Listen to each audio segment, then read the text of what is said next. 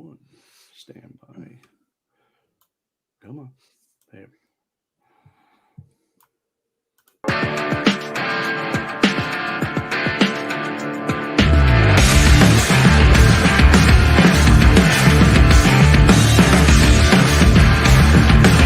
Put the fucking fire out! You're listening to the Gettin Salty Experience podcast.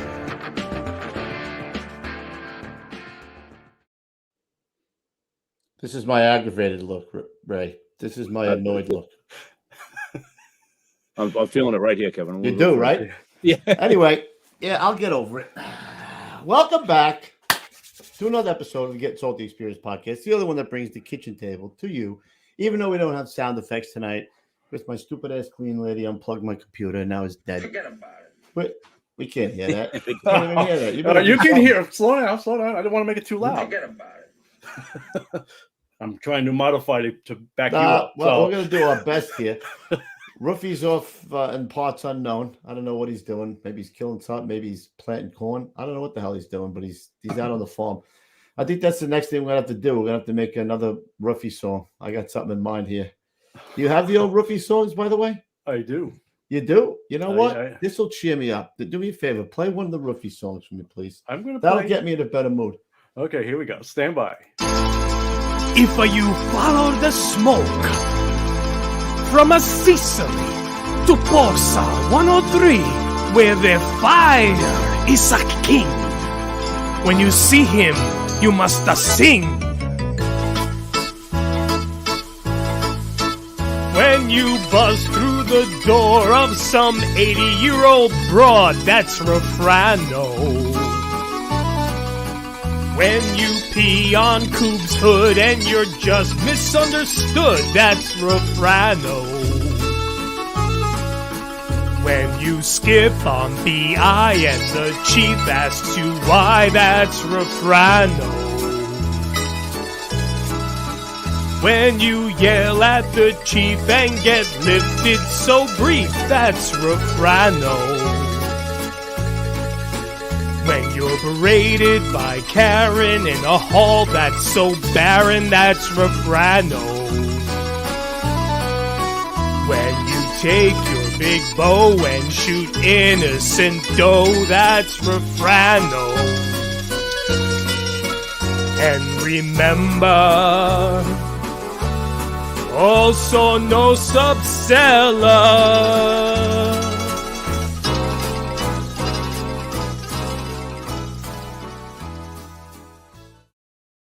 It's always good. I feel better. My little buddy. I feel better. I feel better now. Louis Look, doll. There he is. There's my little pal. Cheered me up. See, I knew that would get me out of the funk. Man. All right, let's start it over. Can we start over now? Yes, I think And so. away we go. Welcome back to the Gettin Salty Experience podcast. This is the only one that brings the Firehouse, kitchen table, Fat Daddy, the Gonzo Man to you. We got a show tonight, Ray. Thanks for coming in last minute, by the way, Ray. I had nothing else to do, so I might as well do it with you. You know, you're sitting around, you're all like Frankenstein now. You got rods, you got this coming out all over the place, to reach all things right now. Short joke. Nothing better than a short joke, too, bro. That was a lob. Where are the electrodes? I don't see where they zap you. Nothing on the head? They're coming from ear to ear, brother. Look at that right here. Look at shit. They did, man. They gave you the Colombian necktie, bro. It was like a good punch in the throat. How long were we out for? The operation was about 3 hours. Wow. I was And home the what'd they next do? day. What'd Thanking God for oxycodone and acetaminophen. They put a rod in there? What'd they do? They took out some bad discs and they put fake ones in, and they got like 3 U-bolts on 3 cervical vertebrae. What? So you'll C5, C6. So you'll set like the doing alarm this. off now. It'd be like this now. Yeah, this is. I'm not going to be doing no wrestling bridges, nothing like that. Oh man, I thought they fixed ED that way. When are you? When you going for your surgery, Gant? Are you going for surgery? Which one am I going for? Tell me. Hit me. The edicectomy. Yeah. You're not going for the edicectomy? Yeah, I'm going for that next year. You are. You know what doctor he's going to, Ray? Which one? A Russian guy. Yeah. I haven't cut your cock off. I am feeling better. Look, I'm not even drinking. I feel better. I feel better. Now. We'll deal with the nonsense later. Listen, I got to tell you, we're doing a show tonight that I don't know much about. So that's why we had to go to the bullpen to the lefty here about some volley stuff. That unbeknownst to me, there's a bunch of volleys running around in New York City, bro. Is that amazing? I think 10 volunteer fire departments still in New York City. Holy good gravy, man! We got 2 in Staten Island, 1 in the Bronx, a bunch in Queens, and 1 in Brooklyn. Wow! So we got a couple of experts. We're gonna grill them tonight and see how expert they are. You know, they look like Bopsy twins. I can tell you that. One guy's got hair, one guy's got no hair, but they look like they're brothers. Yeah, except for the hair part. Except for that, for sure. Yeah. All right. So why fiddle with my computer here and get annoyed again? Why don't you play some commercials? I am going to do that. All right, ladies and gentlemen, if you are interested in some of our swag, we're going to listen to Mr. McBob, and he's going to tell us how you can get it. If you're looking for a gift for that special firefighter in your life, then head on over to gettinsaltyapparel.com. Yes, gettinsaltyapparel.com. What do we have? Well, we carry hand-drawn original t-shirts, glassware such as mugs, shot glasses, pint glasses, engraved Arctic cooler cups, and much, much more. There's also a full line of firefighter tool bottle openers like Halligans, nozzles, and wine bottle opener accesses too. And if you're a cigar smoker, congratulations! We have partner sauce cigar cutters and humidors. Think we're done? Far from it. We got toiletry, gear bags, koozies, a full line of hats, decals, sweatshirts, and once again, so much more. We can also personalize most of these products, and if you want discounts, hey, you've come to the right place. We got discounts on large orders for promotion dinners, weddings, as well as installation dinners. Just head on over to gettinsaltyapparel.com. So good thing my mic was muted because I punched it and actually came back on. Look at that. I did a Fonzie. It came back on. Look at that. Oh, we're up and running. Well, give us a sound effect. It was off. They got the big Apple sound. Got to reboot. All right, it's got to reboot. While it's rebooting, let's listen to our friends over from Armor Tough. Armor Tough interlocking floor tiles are the best choice to replace new or aging, stained, cracked concrete, or epoxy floors, and here's why. Armor Tough tiles comes with a lifetime, yes, you heard that correctly, lifetime warranty, and are usually installed in just 1 or 2 days, depending on the size of your station, with virtually no disruption in the operation of your station. Armor Tough interlocking tiles are guaranteed from the following: chipping, cracking, peeling, breaking, or staining. And once installed, the tiles are non-skid and non-slip. And they also meet the ADA standards for the friction coefficient, which you always love. The tiles are stain resistant and impervious to any chemicals or volatiles that we commonly see used in the fire service. And once installed, you can clean your floor the standard way, the old school way, with just soap and water. Install an Armor Tough tile in your apparatus bays, your offices, training rooms, workshops, exercise rooms, kitchens, banquet halls, or any other room. Yes, any other room in your station. Call Vince today for a no-obligation quote at 908-917-7697. Why install a breakable epoxy floor that you're going to have to replace in 5 to 10 years when you could have a floor that will last a lifetime? Drop a Halligan in an Armor Tough floor, you won't see any damage to it. However, you can't say the same about concrete or, of course, epoxy too. Join the hundreds, yes, hundreds of career and volunteer fire departments nationwide who have chosen an Armor Tough interlocking tile floor. Armor Tough interlocking tiles are half the price of epoxy and will last a lifetime without issue. Again, call Vince today for no obligation. Yes, you heard that correctly. No obligation quote at 908-917-7697. And if you're going to Indy, go out and see Mr. Vince. He's in booth 1904, and he's going to give away some free stuff. But you have to tell him that the salty guy sent you. And then you know what he's going to say to you, Ray? What's that? Oh, wait a minute. You had it. He's not going to say anything to me. No, bring the volume up. Bring the volume. No, he's probably going to want to. He's going to whisper to me. Okay. No, still not. The volume's low. How can the volume be low? I don't know what happened here. What is this? Velvet. What is that? Velvet. What? Let's try now. I don't know. How about Jake, you don't have any feelings. You Yeah. dick. That's better. There we go. That was Good. better. It's a little low, a little louder, but that was good. Much I better can't than what it hear was. myself over here on mine. Okay. Well, Well, that's all about. Anywho, let's get him in here. We've been fooling around enough. We'll bring him in, you then did. we'll get patriotic, bro. I think they left. No, I'm sorry. They're just right Are they here. still Okay. back there? No, they're still back there. Fellas. Okay, here All we right, go. let's bring in our buddies here. James McCabe and Ed Wilmarth. There they go. Look, they're brothers. Going It's on? the mustache brothers. Ray, you didn't have a mustache like that, Ray? I used to have one like that. I did, but you can't see it. It's gray now. Yeah, I had one when I met my wife for the first time, and you know what she said? You got to shave that. It was horrible. Like, almost immediately. Not for everybody. I get that every day. But it Yeah. looks good on you, right, bro? Yeah, guys, it fits well. Nobody's looking twice at my age, Kevin. And, I disappear in the background. you're tall, so they could see you. That's All right, that's listen, all. Gons, let's sir. get patriotic here, bro. All right. Yes. This is a very patriotic show before we talk to our broad channel buddies. Yes. All right. Here it comes. I pledge allegiance to the flag of the United States of America and to the republic for which it stands, one nation, under God, indivisible, with liberty and justice for all.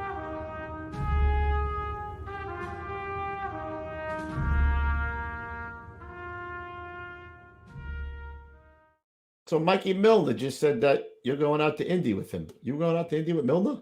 Well, the Terry Farrell Fund asked us to go out. Oh, that's great. So That's we'll awesome. look at it, guys. Yeah. Oh man, have Mike buy dinner. Oh no, he won't buy dinner. Forget it. He ain't, Yeah. He ain't going in his pocket. I'm afraid I'm going to have to babysit the old fool. It'll be like having a garbage collector. Oh, we should Taking go him out around. to a really nice restaurant, get a giant bill, and hand it to Louis at the table. What do you think, bro? I love that. Oh. He'll love us. Yeah, what's He'll not to love love? What's not to love? All right, let's dive right in, Ray. I know you're pretty. You did some research on here, and you know a lot about this topic here. But let's talk to our buddies here. Why don't you tell us a little about yourselves first? Let's start with I think who we got here, the commissioner. Oh, the big commissioner. James is the commissioner or the chief? What is he? The commish. Oh, me. He's the commish. So tell us a little about a brief about your career there. Well, I started as an EMT at 18 years old at Aqueduct and Belmont Racetrack. Got into the FDNY as an EMT in 2008. I became a medic. I did HazTac. Switched over to sanitation. My volley career, I'm on sanitation's hazmat team now. My volley career, I started at West Hamilton Beach, where we currently are. Did a few years here, left here as a captain, and now I'm in Broad Channel for the past 4 years, and I'm captain over there. Captain over there. So you left your buddy because he's not in the Broad Channel anymore, right? No, I actually met him here at West Hamilton Beach. He used to come down when we didn't have a chauffeur and get us around town. Times are hard. He used to wheel out like he stole it. Oh, absolutely. Mm. Yeah, so he's the big commish. That guy. All right, give us a little rundown on you. My name's Ed Wilmarth, and Or Mike. I'm the Oh, deputy. Mike. I was calling him Mike. I called him Mike. I thought his name was Mike in the pre-show. I don't know. I was Mike. Like, You did it twice, but we're not counting. maybe somebody could have said something like you did. Maybe somebody could have said, That's hilarious. I've been in Broad Channel the whole time. I joined. They have a junior fire department there. I joined in '93 as a junior, and then went to the main department in April of '98, and rose up through lieutenant, captain, deputy chief, assistant chief. I was chief of the Johnny Bop shop in 2014, and since then I've been pretty much a deputy chief, just appointed by some of the current chiefs to just help the men out and spend most of my time in the chauffeur seat or even riding the back step with them. so as a deputy chief, you're riding the back step? Yep. I like it. Maybe get some more deputy chiefs should ride the back step, Ray. You know what I'm saying? Oh, yeah. The stretch a There's line, no, put out a garbage can fire every once in a while. Yeah. That's it. EMS run to the CPR. So how many members are there? 30, 35 maybe at the most, and like most volley departments, I'm sure Ray can speak on, and Gonzo too, is you could have an entire roster full of people, but you have only got your core guys that you really see that You got put their those 10 time in. guys that show up all the time. 8 to 10 guys that are Absolutely. really the hardcore. Yeah. Now you're only one firehouse, one rig, right? And an ambulance? 2 engines, 2 ambulances. Oh, you got 2 engines in there, Yeah. huh? So you're right. What? Right. I pass it all the time. You're right. Up off a Knoll. Is that Knoll? Yeah, Yep. yeah, Noel off Cross Bay Boulevard. Well, right. And you guys got a new firehouse, don't you? Is it a new? So no. No, we redid the current firehouse. We refurbished it in 2019. That thing it was built in 1908, still the original quarters, and it was beat to shit. What the hell could have been down there in 1908, bro? Like if We people used to don't go up know when we drove through it. We used to, on 270. We Yeah. say this is the land that time forgot. Yeah. We say it's a little bit of Arkansas, right in Queens. Yeah. Yeah, well- stick it in your grandma. It was just pretty much just one story Bungalows, bungalows. right? Yeah, and there was no Cross Bay Boulevard then. There was no bridges. They were, Broad Channel is an island in the middle of the water, and it's only connected to the mainland Queens by bridges. So before bridges, what you would just get to the island by By the Long Island Railroad at the time, or by boat. That was it. Swim.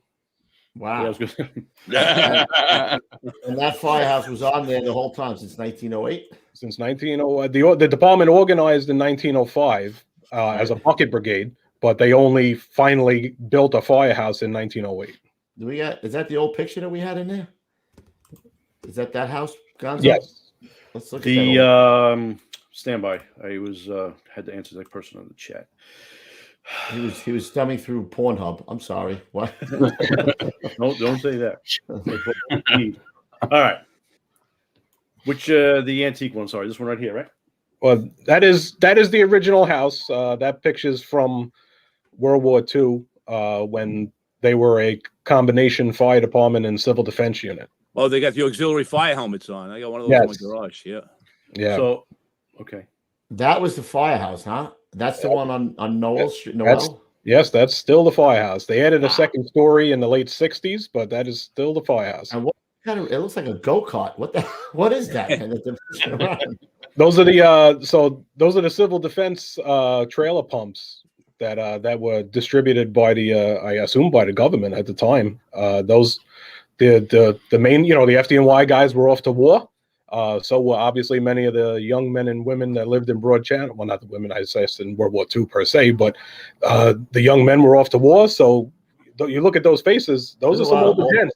Old You know? guys there, yeah, man. Some older gents that were holding the fort down. I'm looking for where Hank is. Do you see Hank in there? Right. Yeah, I think he is. Now, Cool. this one here.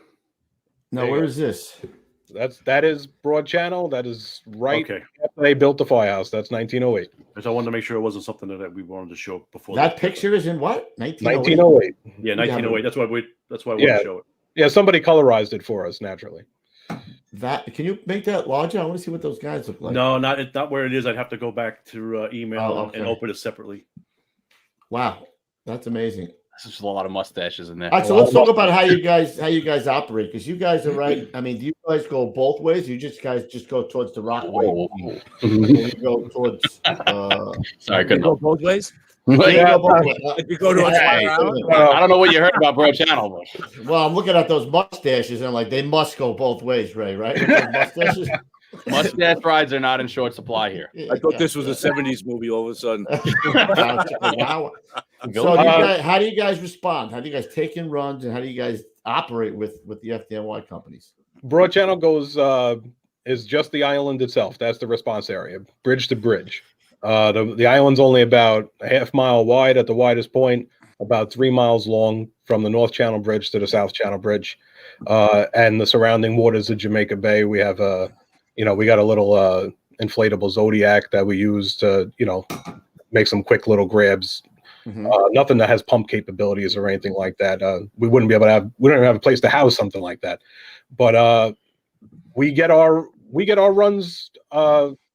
Every volley house has a direct hotline that the neighborhood calls.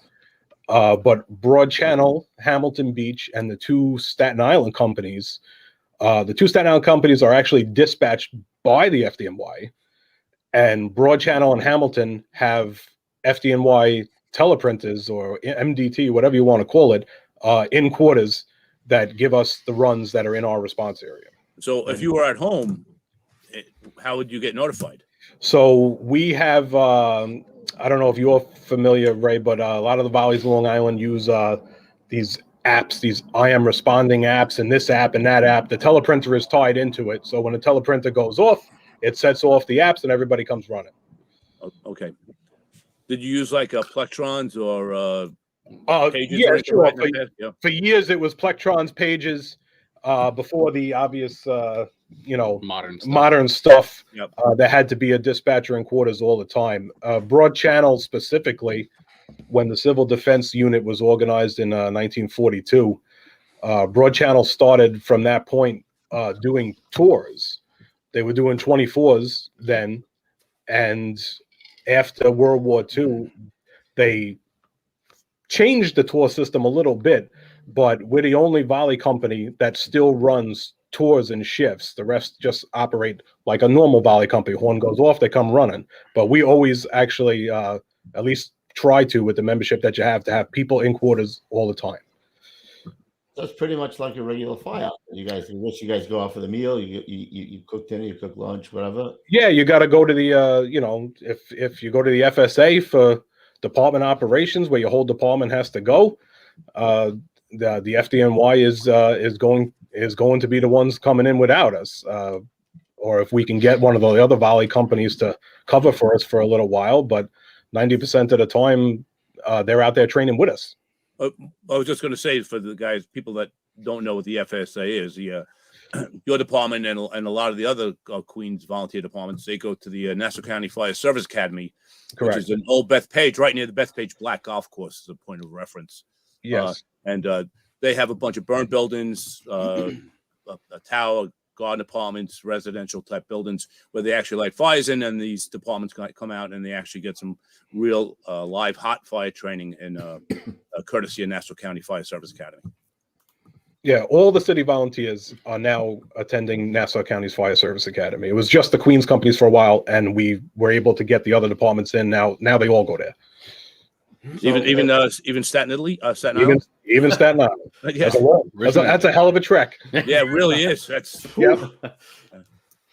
If you guys, well, what do you call working fire? You have the same signals as the FDNY, or what signals do you have? No, Or same as volleys? so Richmond and Oceanic, because they are dispatched by the FDNY, they use the FDNY's entire code system and stuff like that. The rest of the volley companies, they have their own independent code system. They always did. Most of it is based off the original early 1900s way of responding to alarms. Like Broad Channel, let's say, in particular, was divided into zones. So 3 bells meant, the northeast end, and 2 bells meant the southeast end. And that system eventually became a code system when they adapted radio communication, so on and so forth, and they just stuck with it. There's a few codes in there that are the same as the FDNYs if it was something that they didn't have a code for, but like, we'll just use the one the FDNY is using. It's just a lot easier for guys. But for the most part, we have a lot of similar codes, but So let's say you guys roll up and you have a job. Do they send FDNY units to that job too, or you're on your own there? No. If it's not if it's not a job that came from the teleprinter, which means 911 was called. So if it was a job that came directly to our hotline or verbal to quarters or something like that, so we gear up out the door. If the dispatcher comes running in the door, I tell them, hey, look, call the city. If not, we'll go over Queens radio and Broad Channel volleys to Queens. We're responded to this address for this type of alarm. Now, will they fill out the remainder of the ticket with FDNY companies? Yes. They will. Yeah. So, I've been a couple of fires down there. I was going to ask you. You had to. The volleys were first due. They had a line, water on the fire, and yeah, if it was just a private dwelling, and they had enough guys, the fire was knocked down by the time the squad got down there. It's like Broad Channel in particular. I mean, a couple of the response areas are slightly different. Hamilton Beach has a lot more commercial on Cross Bay Boulevard. But for us and most of the volleys, it's all 2-story private dwelling, residentials, maybe a couple of taxpayers. And for really, let's face it, the tiny little dead end blocks, the likelihood of getting a stick up to a window is slim to none. Overhead wires, right? Yeah, it is nearly impossible. So it's ground ladders and hose. It's old school firefighting. And how do you guys break it up? Do you have somebody doing VES and then other guys are doing, on the line? Again, I'll talk for Broad Channel, I guess, right? Broad Channel runs 2 engine companies, but they are, for lack of a better word, let's call them enhanced engine companies. So we carry a full array of truck company tools on the engine. Hearst tools, saws, airbags, fast team, fast pack, all that kind of stuff. Yeah, rescue struts, you name it. We get a lot of pin jobs and stuff down there. So when the guys arrive, they're both rigs are 8 and 10 man cabs. So when the engine goes out, they split duties immediately. Everything can pretty much be reached with a pre-connect. One guy can stretch a pre-connect by himself. 2 guys can operate it by themselves. So the 2 nozzle backup, what we call the forcible entry guy would be the equivalent to the city's irons man or a can man combination. He'll meet the boss. They'll force the door. They'll go do the search, and the OV will stay outside, ladder up, go in if necessary, and that's it. Cover all the bases. Right. And that, the likelihood of us operating for more than 5 minutes maximum before the city arrives, and they're coming in with a ton of guys. Who's first to? What city Firehouse? It has to be like the one right over the bridge, right? Mm-hmm. Engine 266. 266, right next to the precinct, right? Because they just go right over. Oh, rather than coming from Howard Beach, the Rockaways is it depends on what part of the island it actually is on. Like if you're going up towards the strip, like the bird sanctuary, what we call the bird sanctuary. Yeah. You may see 331 on first 2 up towards that end. If you're closer to the Cross Bay Bridge, which is closer to Rockaway, you'll see 266. Oh, okay. Right. And that long strip, that bird sanctuary, that's like no man's land, right? It goes forever, right? Yeah, that was isn't that where you bury your dead hookers, right? In that whole strip. I preferred the Long Island, Gilgo, Oak Beach, Gilgo. Yeah. I said the old timers told us that that was the original Boulevard of Death before Queens Boulevard. Really? They would drag racing up there. Probably drag racing down every weekend. Somebody's wrapped around a tree, and they were. We had I know for me personally, in the late 90s when we were doing like 800 to 1,000 runs a year, the Hearst tool didn't even get cold on the weekend. So you came back, put it up, went back up, another guy's wrapped up around a tree. Yeah, that's some shit. That's perfect for drag racing if you're into that stuff. And anything that we do is like the first 2 companies, like if 266 isn't in quarters or 331 isn't in quarters, like your next 2 companies are coming from quite a distance. So even if they are there with you, it's you guys, us and them. A long time. John Wayne time. John Wayne time. John Wayne time. Saddle up. Yeah. Heard that. Saddle up. That looks like a t-shirt. That might be a t-shirt somewhere. I don't know. I heard that somewhere before. Sounds like work, I think. Sounds like work. So, and you guys are all self-funded, right? You don't get any state money. You're not a tax subdivision or anything like that. Nope, that is correct. There is, especially Breezy Point and Edgewater Park in the Bronx are private cooperatives, so they do have a funding stream from their cooperative, but the rest of the volleys are 100% volunteer. No subsidy of any kind. Raise all the money themselves, door to door, every year. Oh, so now you're gonna make me feel better when I pass. I got to fill a boot. Is that what you're saying? I got to put money in the boot now, right? We got something better for you. If you want, you can buy one of our Hunks of Broad Channel calendars. Yeah, you guys got those? I saw that somebody mentioned that, and I'm afraid. Yeah, it's it's sold out pretty quick. I don't know where they ended up though. I'm a little worried. Yeah. Are you in it, bro? This is a family show. November right here. This is November right there, bro. I'll send you an autographed copy. Don't worry. Thank you. I appreciate it. I'll cherish that. Yeah, I opted out. You might want to rip your eyes out after, but it's all right. It's for a good cause. All right, so let's talk about how many there are exactly, because I had no idea. What'd you say? There was 9? There's 9. All right, let's go over them. Go borough by borough. So Queens has, you said 5, right? That would be the most. Yeah, so if you want, I can go in age order. The oldest is the 2 Staten Island companies. Oceanic Hook and Ladder Company, number 1, was organized April 17th of 1881, and they're still in service. Same original quarters. Their quarters was originally on so they're in Travis on Victory Boulevard. and their original quarters was on Meredith Avenue around the corner. Everything And, in Staten Island is on Victory Boulevard. Yeah, pretty much. Right. Or Richmond Road.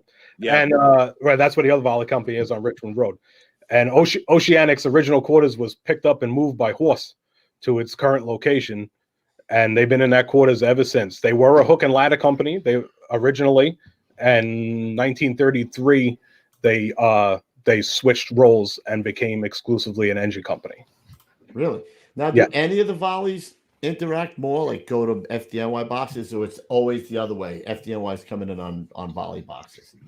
Well, in all reality, like the boxes are everybody's boxes. You know, they're FDNY boxes, but it's just everybody responds. So like you said earlier, if you call 911, it's just going to get routed through the teleprinter system through, you know, a PD dispatcher to FD, or if they call us on one of our hotline numbers, then it's going to come right to us. And then, you know, depending on the, Right, you know, but you guys would never go to a second due box as an engine or something like, or any of those other volleys. no. So it's really your first due, or that's it. Everybody's coming. Well, how about mutual aids to the other volleys? Do you ever get mutual aids to the other volleys? It depends. I mean, it depends on the department. It depends on what it's for. Like I know Garretson Beach does a good amount of mutual aid work with their gator. They get a lot of brush over by Marine Park, so they do some mutual aid stuff. I know they were mutual aided out to Breezy Point. They had some small, like a Cessna plane crash a few years back, so I know they went out there for that. You know, but we'll staff each other's houses if they're having events, if we could, you know, either with an ambulance or an engine. It's just all about, you know, like with the VFA and everything, like we have monthly meetings. So these are things that we talk about, strategies and tactics and you know, whatever else is going on at the time. You know, do you need coverage or a parade? Who's going to cover? Things like that. Okay, so you say you got the two oldest are in. Oh, what do we got here? So I was just going to bring up a video of them working with FDNY. That's a video or a still? I'm sorry, a picture. All right, It's going to play in about 30 minutes. It'll play. It's buffering. By that time, my computer will be working again. Excellent. So Oceanic's the oldest, 1881. Richmond Engine Company on Richmond Road. They were organized June 1st, 1903. Now, paid fire service came in 1905 to Staten Island. Staten Island was the last borough to receive the paid service from the FDNY, and a lot of the volleys out there because the island of Staten Island itself was so scarce and spread apart that they retained a lot of the volleys services until they could establish paid companies in the areas where the volleys were. So Richmond and Oceanic in particular entered into a contract in 1905 with the city of New York to continue fire protection, and that contract still exists. Really? Yes, that contract still exists. They still receive monies, but to my understanding, it's 1905 monies. You know, they still say it's like $1,200 a year or something that they get. But that is the reason that the two Staten Island companies are dispatched by the FDNY, because they have a contract with the city of New York for fire protection. That's great. Right. So the rest of the volleys were just simply made out of necessity in the areas that they were, because the rest of us are in these unique geographical waterfront communications, communities, very isolated, and there were no paid companies around at the time. 329 is the first new engine company to Breezy Point. 329 wasn't established until the 1960s, I think. The volleys were operating 60 years out there by themselves. Yeah, that's what I was going to ask. Until they fully staffed, the FDNY, the volleys had probably a bigger portion of the firefighting duties out there, right? Yeah, no question. Yeah. The Hamilton, Edgewater Park, they're all very isolated. But getting back to Richmond and Oceanic, they were the oldest. Broad Channel came next, August 31st of 1905. The very next day was actually the day that the Rockaway Beach volleys were disbanded, and the FDNY took over the Rockaways. But there was no bridge to Broad Channel, so the Broad Channel volleys were the only show in town there for close to 25 years until the bridges were built. That's a career right there, bro. 25 years. And then you know what? I just want to backtrack a little bit for those. I'm sure a lot of guys in the chat probably know about it, but let's go back to when the FDNY did become, from the Brooklyn Fire Department to the FDNY from Manhattan. So let's go over those years. So we have those down. I know it was like 18. What? It was 1865, I think. Right. The New York State finally had enough of the volunteer system in New York City with Tammany Hall and the corruption. Oh, it was so corrupt. Yeah. We need a paid fire service, and that's why it was created in Albany, and that was why even the chief of department was a test, because they were tired of the nepotism, they were tired of the collusion, and they formed the fire department that was independent of outside interference, solely civil service, and that was the whole point. Interference. Yeah, like this. Yeah, Right. Interference. Yeah, exactly. But a number of the volley companies that were disbanded, the members of the volley companies had first crack at taking the test and taking the paid job over a regular civilian. Yes, and especially in Brooklyn, after the consolidation, I think 1898 was the consolidation where Brooklyn Fire Department became part of FDNY, or the Western District and the Eastern District of Brooklyn joined together. But there was still some outskirt volley departments in Brooklyn and Flatbush and New Lots and Gravesend, Sheepshead Bay, Coney Island. All those guys were almost all hired by the FDNY when they formed paid service there. Right. They just went right down Flatbush Avenue, and they took Pretty much. everybody. You. Yeah. You're in. Right. Come on. Yeah, you're in. Yeah, come on. We're giving the water. It's fine. You know this area, right? Yes. Yeah, okay, perfect. come on. Yeah. So basically, what they did, they just took the volley houses or the Brooklyn Fire Department houses, right? Because some of them still say BFD on the outside of the firehouse, right? Right. Yeah. Like, I know 236 does. Yep. Right on the corner. 252. That was the 252. 252. There's a 213 that was disbanded up in Greenpoint. That I think that's a private dwelling now. I know the old 216 and 108. They were in separate quarters. Yep. And they were both Brooklyn Fire Department houses. I think 216's quarters now is a private dwelling. 108's quarters was burned down the night after they moved out. It was a second alarm. They didn't get along with the neighbors. I see that. Well, actually, we have a show coming up that I've been working on for a while. We're going to go out and hit old firehouses and see what they are now. On 213 and 212, I already have all the information on. So, love that history. There's a Staten Island, because they were so late in getting paid service. There are still tons of former volley houses that are still standing out there. Ladder 79 is still in the quarters of the original volley company that preceded them. Really? Yeah. Wow, I didn't know that. Ladder 79's firehouse was Medora Hook and Ladder Company number 3. Yeah, I love the names that they had too. It was they had some whack, really wacky Staten names. Island especially. Yeah.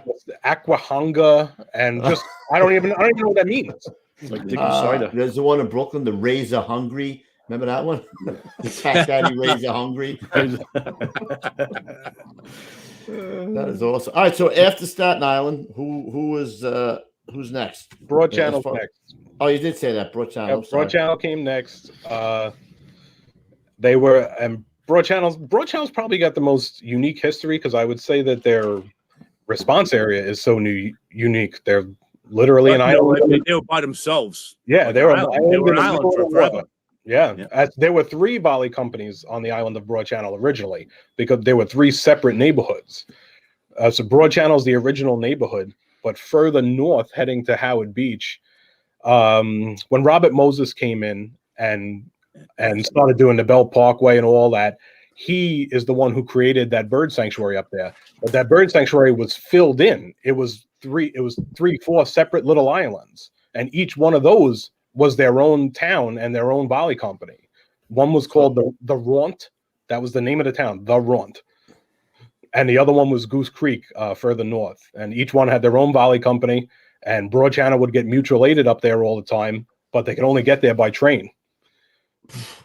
So, did they have? Because there's nothing there now but the bird sanctuary. Were there homes there, or were there business? Yeah. There's whole entire towns out there. All of them were on stilts and boardwalks. So you couldn't said Robert Moses filled it in, like yes. where the New York City Fire Academy is. That's all landfill. That was 2 separate islands. And Right. when Robert Moses built the Cross Bronx Expressway, that big hole that he dug, he put all that stuff where the rock is now. So what was Robert Moses digging when he filled in those islands? Do you know? To the best of my knowledge, that I think they really just dredged and pumped in sand from the bay and from the ocean and filled in the gaps in these little islands there, and just made it one big island. Wow, interesting. And so the towns, the people that lived there, Robert Moses just sent them on their way. All right. Yeah, That's for pretty you. much. See you later. That's the for town you. of- See you later. The town of Goose Creek was gone by the 1930s, and the Runt was gone by the 1950s.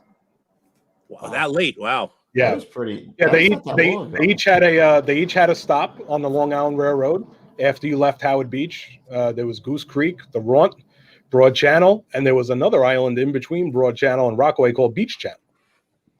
So when did they? Hence what Beach year? Channel Drive. Hence Beach Channel Drive. Wow. When did they build the bridge going into the Rockaways? What year was that? 1929, pretty sure. 1929, or maybe even a hair earlier. But yeah, a good 25 years that the Valleys by themselves, and they had a direct, once they put electricity and phones there was a big power station on the island that powered everybody's electric, and they had phone lines that came across the bay on telephone poles put into the bay to bring telephone service over, and they had a direct tie line from the Valley House over to 266. If they caught a job and needed some help, 266 and the rest of the Rockaway companies would have to get barged over. And then when they got the bridges, they would draw bridges, right? Yeah, and when they got the bridges, right, they would draw bridges all the way up until the 50s, 60s. And you figure Idlewild came before JFK, and when they started to expand JFK, those bridges were open constantly for ships and barges and everything coming in to do the work at the airport. The Valleys were on their own for a lot of stuff. Wow. There's so much history just for Broad Channel, and you really Just for Broad Channel. Yeah, I could do a and whole I episode didn't on see Broad anything Channel. online. There's nothing on it online. I mean, this is so deep and Because I goes can't back write so that much. far. How am I going to write that much? We don't work. Book. Got kids. I got a life, Yeah, Yeah. All right. So after what's other So Valley houses in Queens? And Broad Channel, more unique stuff. So once the bridges were put in place, 1933, the Valleys, so all the way up until the 2930s, the Valleys was still operating hand-drawn equipment. I was good. That makes sense. Yeah. Yeah, Up until so what? The 30s? up until the 30s. Yeah, the Broad Channel Valleys was still doing hand-drawn equipment but the town is outgrowing them, and the Great Depression had hit, and financially they were almost done for. They pretty much ceased responding to emergencies because they couldn't afford to maintain their equipment. There was no money in the neighborhood. And they brought in, the FDNY came in with engine 267's rig, which that company no longer exists either. And 267 was quartered for the summer weekends and holidays, was quartered in the Broad Channel Valleys Firehouse and turned out of there. That was from the 30s all the way up until the 60s. They would come every weekend. They called them the Weekend Warriors. So you had no fire protection during the week, but on the weekends you had 267's engine. Right. Yeah. When the Valleys couldn't afford to keep going, they would only supply them on the summer weekends, and the rest of the time you'll have to wait for us to cross the bridge. That's how. Listen, Brutal. That's brutal. Yeah, exactly. I mean, I have so many records of 4-alarm jobs where an entire row of private dwellings is gone because the Valleys are not able to turn out, and the city company, I mean, they were driving chain drive Max. I mean, it probably took 10 minutes for it to climb the bridge. You know what I mean?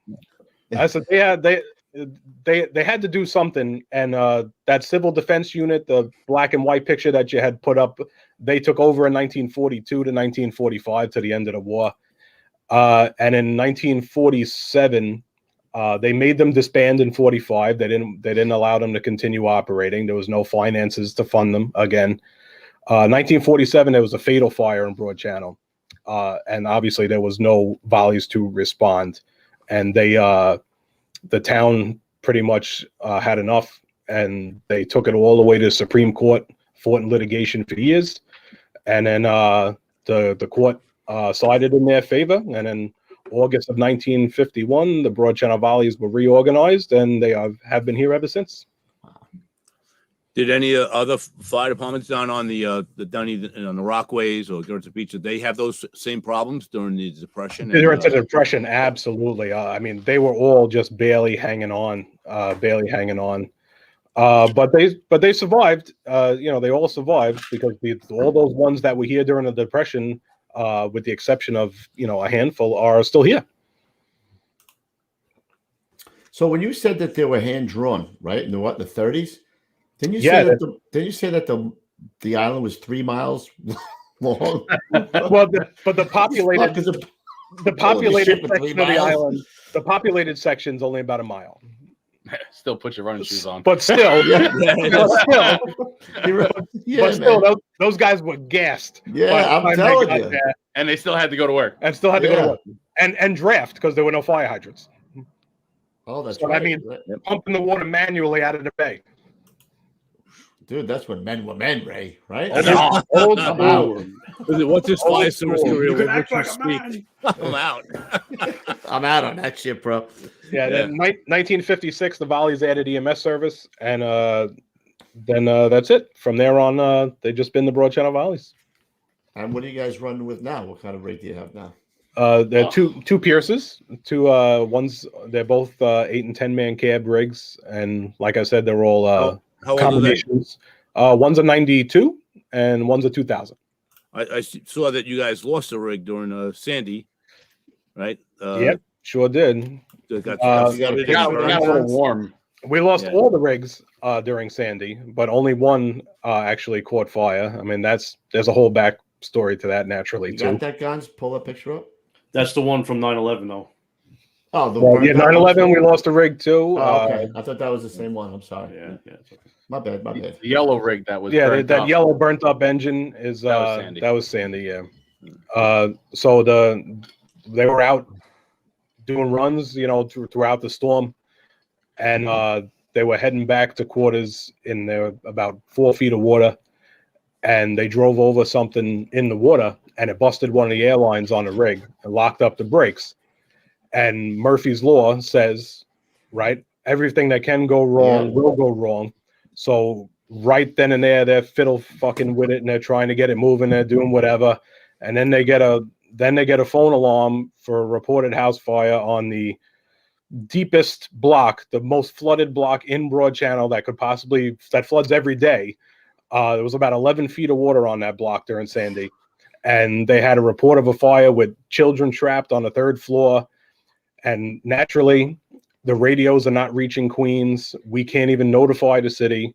And to their credit, them guys bailed off that rig, grabbed every hand tool that they had, and they were about 8 blocks from the fire and waded neck deep all the way over to the fire. Thank God there was no fire. The oil burner had gone underwater, and she was belly aching and coughing up a storm. But the people panicked because they saw all the black smoke coming out of the 1st floor. But luckily, no fire. Did you have any fires that night? We did not, but Breezy Point certainly did. Oh, I know they did. Oh yeah, that's so. That one picture of the yellow rig you said was the one that you lost in. Yeah, so they abandoned that truck, left it there. Pull it up. There it is. It's coming right now. Yep. So they abandoned that rig and went on foot to the job. And after the water receded, that rig had electrically shorted out, unbeknownst to us. And by the time we went back up there to try to get the rig back home, we saw that it was burnt out. And we were like, what the fuck happened here? looks like a tenement. Wow. But all the rigs had got inundated and didn't last very long, obviously, a couple of days after Sandy. We had a spare engine that we were using. I was one of the chiefs that night, so I was using it as a chief's car because I knew my regular chief's car was not going to be able to perform in the water. We had a 1978 American LaFrance that used to belong to Great Neck. And it was, but this is a 78 rig, so no computers, right? No nonsense. And everything was built up higher. It could exactly. It had a high air intake. Yep. So we said, if we have to go down a block, one of these little side blocks, to commit to a job, we put out a bunch of equipment on it. We're going to send this thing. And I left it running, trying to make my way to that reported fire as well. And she had water up over the dashboard. I could just hear it glug, glug, glugging under the water.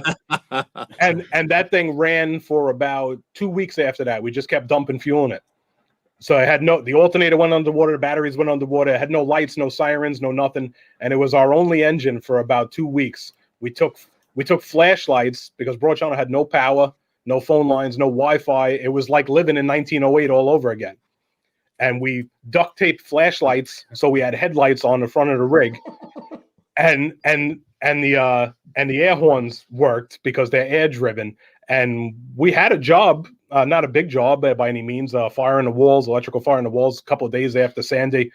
And I never forget the relocated companies were all working in the Rockaways because some of the Rockaway rigs got fucked up too in the storm.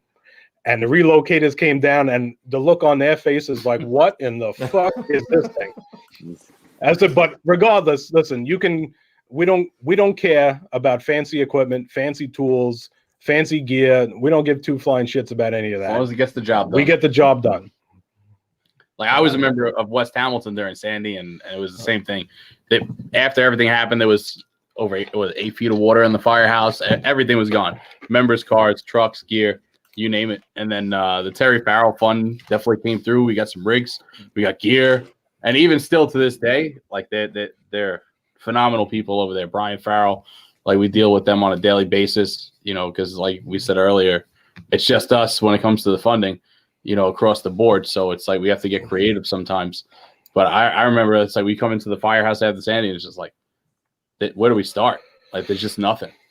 It's like everybody, we turned most of your quarters. And even when I was here in Hamilton, it was like the help station. People were coming in, and they were people from out of town that were coming in to cook. They were coming in to drop off supplies. And we made it almost like the town's convenience store. Everybody came in here, take soap, take this, take that.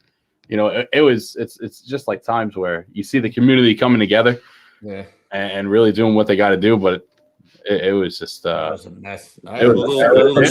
A little shameless plug for the Terry Farrell Fund. Yeah, Farrell, absolutely. Great job with just with your departments, but departments all over the country, all over the world, actually. Yeah. I know he does some stuff out of the country too. Yeah, they do good work, man. We see them at the shows. So. All right, so where are we, man? We still in Queens? Yeah, the next are the Breezies. Roxbury was organized in 1910. Point Breeze was organized in 1910, and Rockaway Point came right after in 1914. All of them are pretty much still in their original quarters. Except for Rockaway Point, they were out of a smaller dwelling on Reed Avenue, and then they built their current quarters that they're in now in the 50s. But they added EMS service, and so did Roxbury. Point Breeze is still just a fire company. But they all turn out of Breezy Point Cooperative, but they're 3 separate departments, 3 separate neighborhoods within Breezy Point. They have the same dispatch setup as you, teleprinter and a screen from the FDNY quarters? So no, they have so because they're a private gated community, they have that, if you've ever been up there, they got that security booth that you got to pass through before you come into the neighborhood. So the security doubles as that's their paid dispatcher. Oh. So all the hotline calls come directly to that security booth. The security booth tones out the volleys, and the security booth has a FDNY pull box in the booth. So as soon as they tone the volleys out, they press the button, they notify the city, and the city comes in. If the volleys have a slow turnout, the city's going in first too, naturally.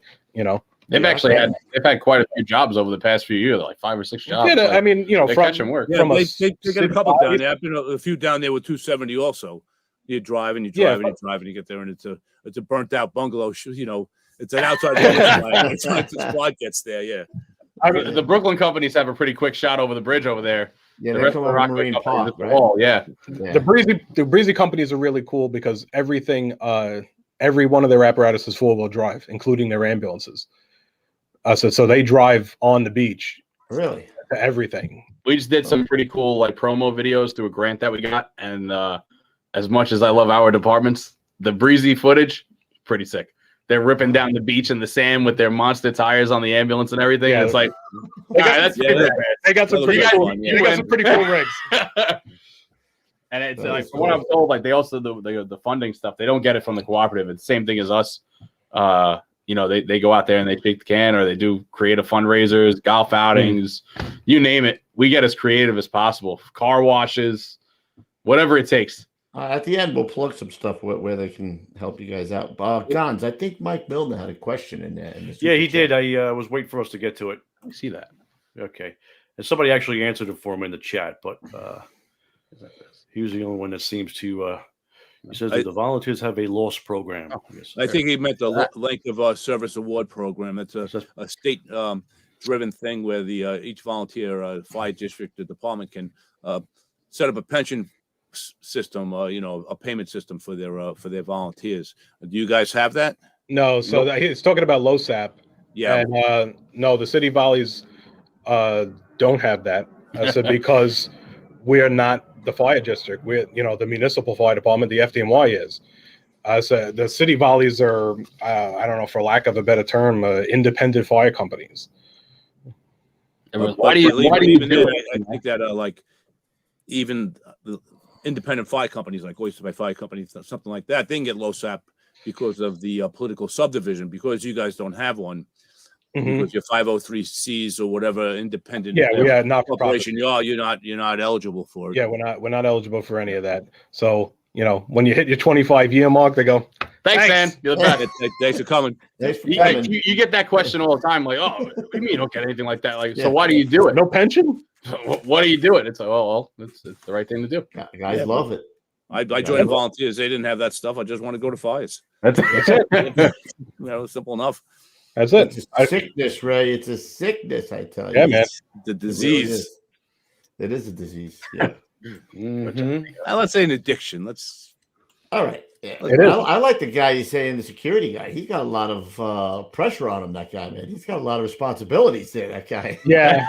So I mean, I know a bunch of guys up in Breezy. We do the city volleys do a lot of stuff together. We meet once a month. The Volunteer Firemen's Association of the City of New York. That was organized in 1884 and still still in service. Wow. It originally represented the Manhattan companies that were disbanded. And as times progressed and there were no more Manhattan companies and all those fellas that were part of them that were members died off, they eventually started 1953. They began representing the current city volleys. Now, when Manhattan, so Manhattan's the only borough that doesn't have any volleys. When they went to the FDNY, do we know whereabouts some of the last volley companies were before they all went paid? Or in Manhattan? Yeah. Almost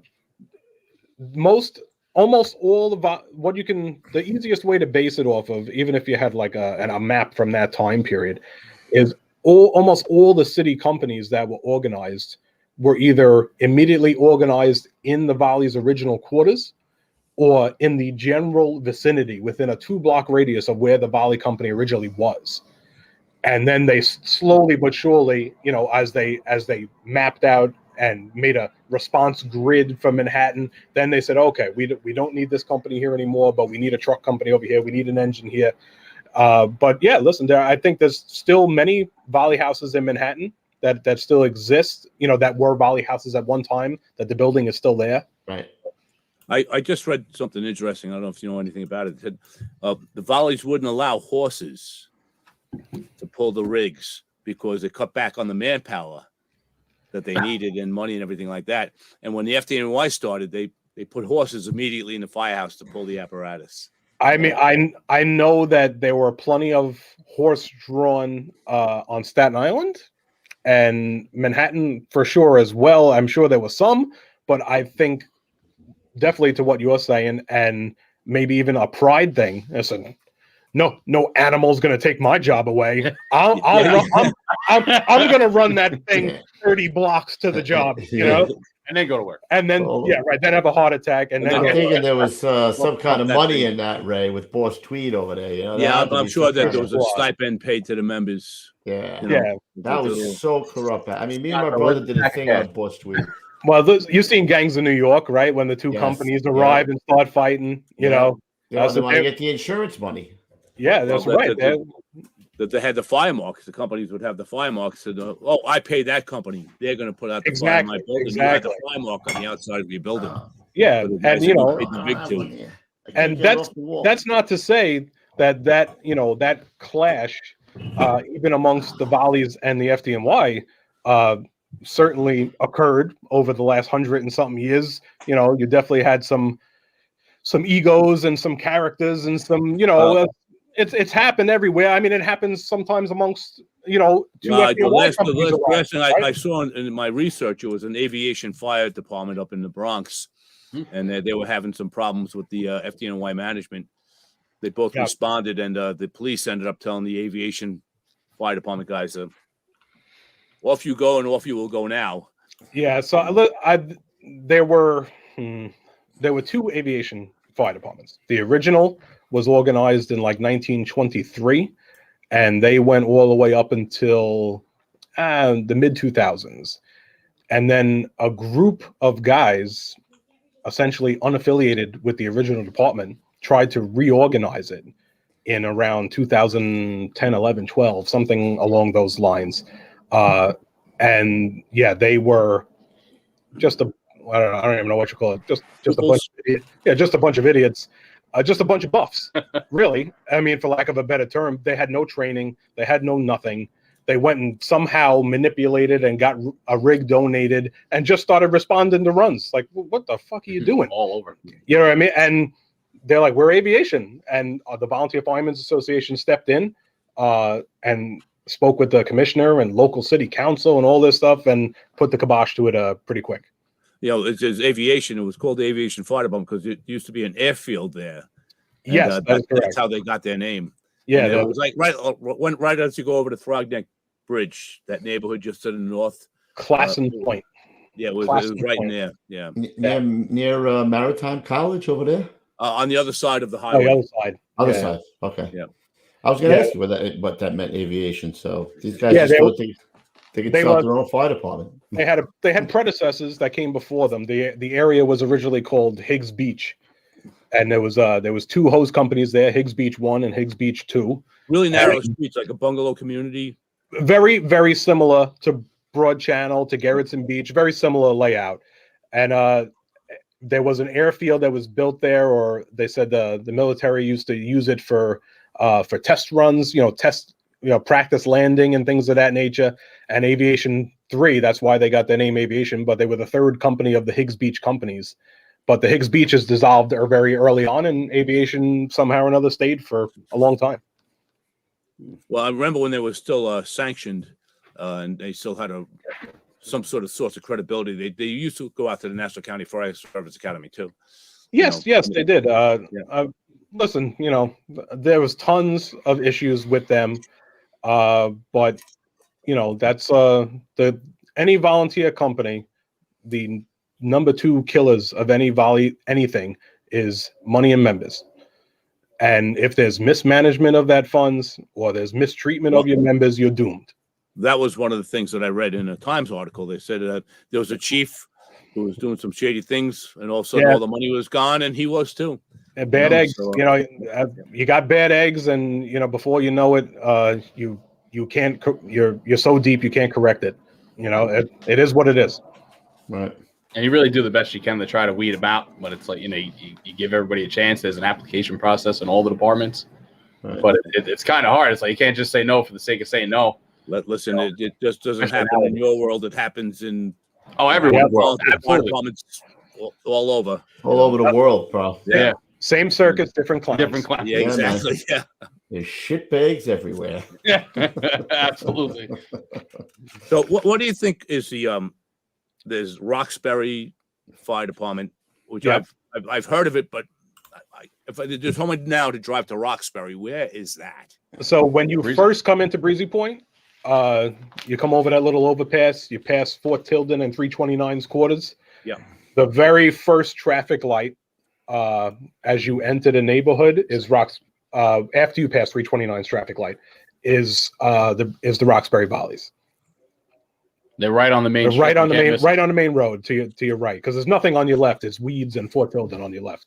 So on the right is Roxbury. When you get up to the guard booth, as soon as you pass the guard booth into Rockaway Point is at the next flashy traffic light, and Point Breeze is buried in the back on the left. So they're really 329 then. What's that? They're really close to 329 then, right? Yeah, 329 is very close. But like I said, 329 wasn't created until I think in the 1960s. So for the Volleys were only showing town for a while there. And then like we were talking about earlier, like even for us over here, if the first two companies are either here with us or they're out on a run, just imagine up there, like the second two companies that are coming in they're hauling. You're 10 minutes down the peninsula. Yeah, absolutely. You're on 116th Street, or you're coming from the other side of the bridge. That's the only two other options over there. Right, the Rockaway Peninsula. I think there's 5 FDNY houses, if I'm not mistaken. Right, 5 houses. So yeah, it sounds about right. It sounds about right. Big house. You got the big house. You got 48th Street, the best of the beach. If you have even a 1075 or an all hands in the Rockaways, 3 and 2, whatever, that's it. It's pretty much depleted. And if a run comes in Volleytown, there ain't nobody coming for a long time. Yeah. Jobs are going to for manpower. Like I used to call the Rockaway Fire Department. They were used to doing stuff on their own for a long time before help was coming. Mm-hmm. Sixth borough. Like coming coming down Cross Bay Boulevard or coming out around the Nassau Expressway through around the town to Far Rockaway. Like working in 270, we'd see the columns of smoke, and you say, "Oh, turn it white." They got it. And you know what? They do some work in the Rockaways, bro. They do a lot of work. The last really couple of years, they've been rocking and rolling. Yeah. But even like Breezy, you hear about a job occasionally down at Breezy. Absolutely. It's and not just Sandy. Withstanding. Well, Sandy was insane in Breezy Point. Sandy was ground zero for Breezy Point was ground zero for Sandy. It was ludicrous up there. They had like 180 private dwellings that burned out up there. I saw somebody ask a question in the chat earlier. How many people actually live in Broad Channel? It's 946 houses. There was 990 homes pre-Sandy. Now there's only 946. And about 2,900 people, roughly. So you said, 900 and something homes. How many commercial buildings? Mixed occupancies, things like that. There's one row of taxpayers with maybe 2 or 3 of them. 2 or 3 have an apartment above, and another, little deli bagel store down the end that's got an apartment above. Call ahead porta potties. I'm sure you've seen all over the world. Yeah. They're based out of Broad Channel. Guys doing something right. Yeah. So we've had a couple of fires there over the years. I hope he has some deep pockets, that guy. I hope he appreciates where he is. A great guy and a great supporter of the Volleys. That's fantastic. That's a great guy. I just love his slogan that they're number 1 and pick it up number 2. Yeah. So, and if you that guy, he's got to be making a killing. I see him everywhere, man. And if you've never seen one of those things burn with all their blue chemicals and stuff in there, the flames are actually green. Yes, I have. It's all fiberglass, and they burn spectacularly. I will never forget. We had a job there not too long ago. I don't know, let's say 8, 9, 10 years ago. And I was the chief at the time, so I was standing at the command post with the FDNY chief, and he looks over to me. He's like, "This is a shitty job, huh?" And we started just going back and forth, be like, with every type of little joke and innuendo that you could think of, but that Cole had a great guy. And there's only, we have public school, 47. The new school is being constructed right now. And that'll be the biggest building on the island for sure. It's almost 4 stories tall. Wow. You guys got nosebleeds. Yeah. Yeah. Before you know it, we'll be doing standpipe There's operations. 2 or 3 big mansions built at the end, right before the bridge now on the left. They belong to Call Ahead. They belong to who? Call Ahead. Oh, Wow. All right. Like we said, the guy's doing something right. Guy's Yeah, doing he's all right. doing something right. Guy's doing all right. Yeah. so you guys know anything about Garretson Beach? That always intrigued me. Garretson Beach. They are next on the list. Garretson was organized in 1921, and they were at a little independent hose company at first. They reorganized again the next year in 22 and just became the Garretson Beach Volunteers. They have a training hall across from their firehouse today. That was their original firehouse, and they bought the property across the street in the 1940s because the size of the rigs outgrew that tiny little building, and they are still operating today. They've never closed their doors. They've never disbanded. They've never anything. They are Brooklyn's only volleys, and they added EMS service in, I want to say, the 1960s sometime. But man, they've been there forever, and they've been doing it a long time. And they have a lot of cool equipment today. Thanks to their current chief, who was a very progressive guy, which was great. They have a little 6x6 Gator with a brush fire pump on it. They're special called all the time by the 3-3 Battalion to brush fires outside of Garretson Beach. They had a good one today. Yeah, the King's Plaza. Do you remember the King's Plaza parking garage? Oh yeah, that was a couple firemen almost bought it there too. Yeah, they special called Garrison's Gator over there because it was Nothing fits. essentially the only fire pump capable vehicle that could fit in there. That's pretty heads up, bro. That's a heads up move. Yeah, whoever the chief was, no one wants to develop. They got something for this. yeah, it's like, I got an idea. Send in the volleys. Send in the volleys. Like, As to have no fear, the volleys are here. It's usually one or the other. Either send in the volleys or fucking volleys. Oh, fucking volleys. That should be the word of the day, fucking volleys. It comes up quite a bit. I was gonna. That's a good idea. Word of the day. I already have it loaded up, bro. It was already loaded.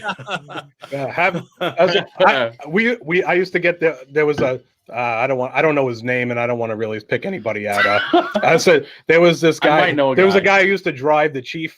For lack of a better word, it's called. This guy was a dick. hold on a minute.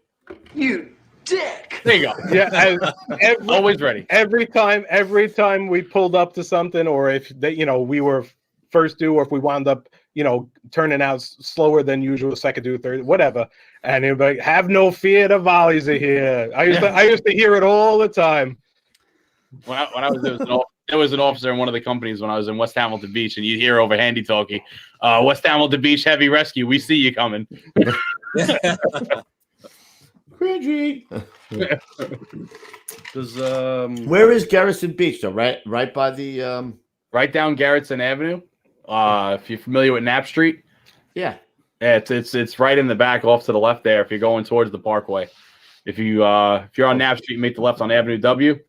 Yeah. Take Garretson Avenue all the way down. It's actually like a little island too, right? It's more like peninsula. Yeah. I guess like a peninsula. Yeah. Not near the golf course. Is it near the Marine Park? It's across the water. Across the water. Yeah. They actually they get. You know where 321's quarters is on Garretson and U? Never heard of them. No. Sorry. So they're south of Avenue U on Garretson Avenue. Garretson Avenue, essentially all the way to you can't go no more to practically the dead end, and they're right off on one of the side blocks there. Right. Now, those companies that are close proximity with the volleys, any problems between the paid guys and the volleys? Where do we start? Yeah. Listen, I will speak for Broad Channel. I can speak from my personal experience. We're good. Let's see. I've been 14 years, 13, 14 years. It really depends on who's in their front seat and who's in your front seat. I always said the problems arose when our asshole met their asshole. Yeah. There you go. Pretty much. I mean, there's been plenty of conversation. Like when I was in Hamilton, I went over to the local company all the time. Anytime we were doing any kind of drills or anything, we were like, "Hey, man," and you develop a rapport. So like now when you see guys, it's just like, "Hey, what's up, McCabe? Hey, what's up?" You know each other. It's not just that It's almost like if you don't know, if you're covering for the day and you don't know there's volleys there, and then you run into them, you don't know who these guys are. Right. It's like, yeah, I don't want anything to do with them. I'm just gonna do my thing. Yeah, whatever. But once you develop that rapport, pretty much anywhere I've been, either in West Hamilton or in Broad Channel, I get off the front seat of the rig, and it's just, what do you got? Or it's vice versa. If I'm there first, I'll make sure I turn around and give them a heads up, like, hey, what we're working with. So that being said, you guys have handy talkies. Those Yes, handy talkies on So with us, frequencies or. So the way we normally operate, the chauffeur is going to carry 2 radios, and the officer and the guys that are going interior, they're going to have they're going to be, right now we're working out our radio system, but normally you'd be on our own fire ground. Your own point-to-point fire Our ground. own point-to-point. The chauffeur is going to be on our fire ground as well as the city's fire ground, so that, because if you don't know that we're in there, you don't know what we're doing, it's like, all right, at least we could be in constant contact. If I was a chauffeur and I see the city pulling up, I'll give them a heads up. Hey, we got one line stretched and we're in the building already. Or, whatever the job is. Hey, we got this guy's pinned in the car. We're putting the tool to work. Or if we don't see the city coming, then we'll go over Queens, like Ed said earlier. At Broad Channel Volleys to Queen, we're putting our tool to work, or whatever the case may be. And they're like, what? Who? Yeah. Never heard of those guys. What? Yeah. I can't believe, I knew about them prior to working on the squad. You just the word on the street, you knew they were around, and you can't believe in this day and age that people are just unaware that, hey, there's guys doing this and they're there, so it's part of the background noise, like ESU being in quarters on the other side of the street, just part of the problem you got to do. In all reality, it's just like anything else. We pull up to anything. It doesn't have to be a rip-roaring job. It could be something simple. The second you get off the rig, you're looking at what's coming out of that truck, right? No, city, paid, volunteer, whatever, doesn't matter. You're looking and it's like, wow, this guy looks pretty squared away.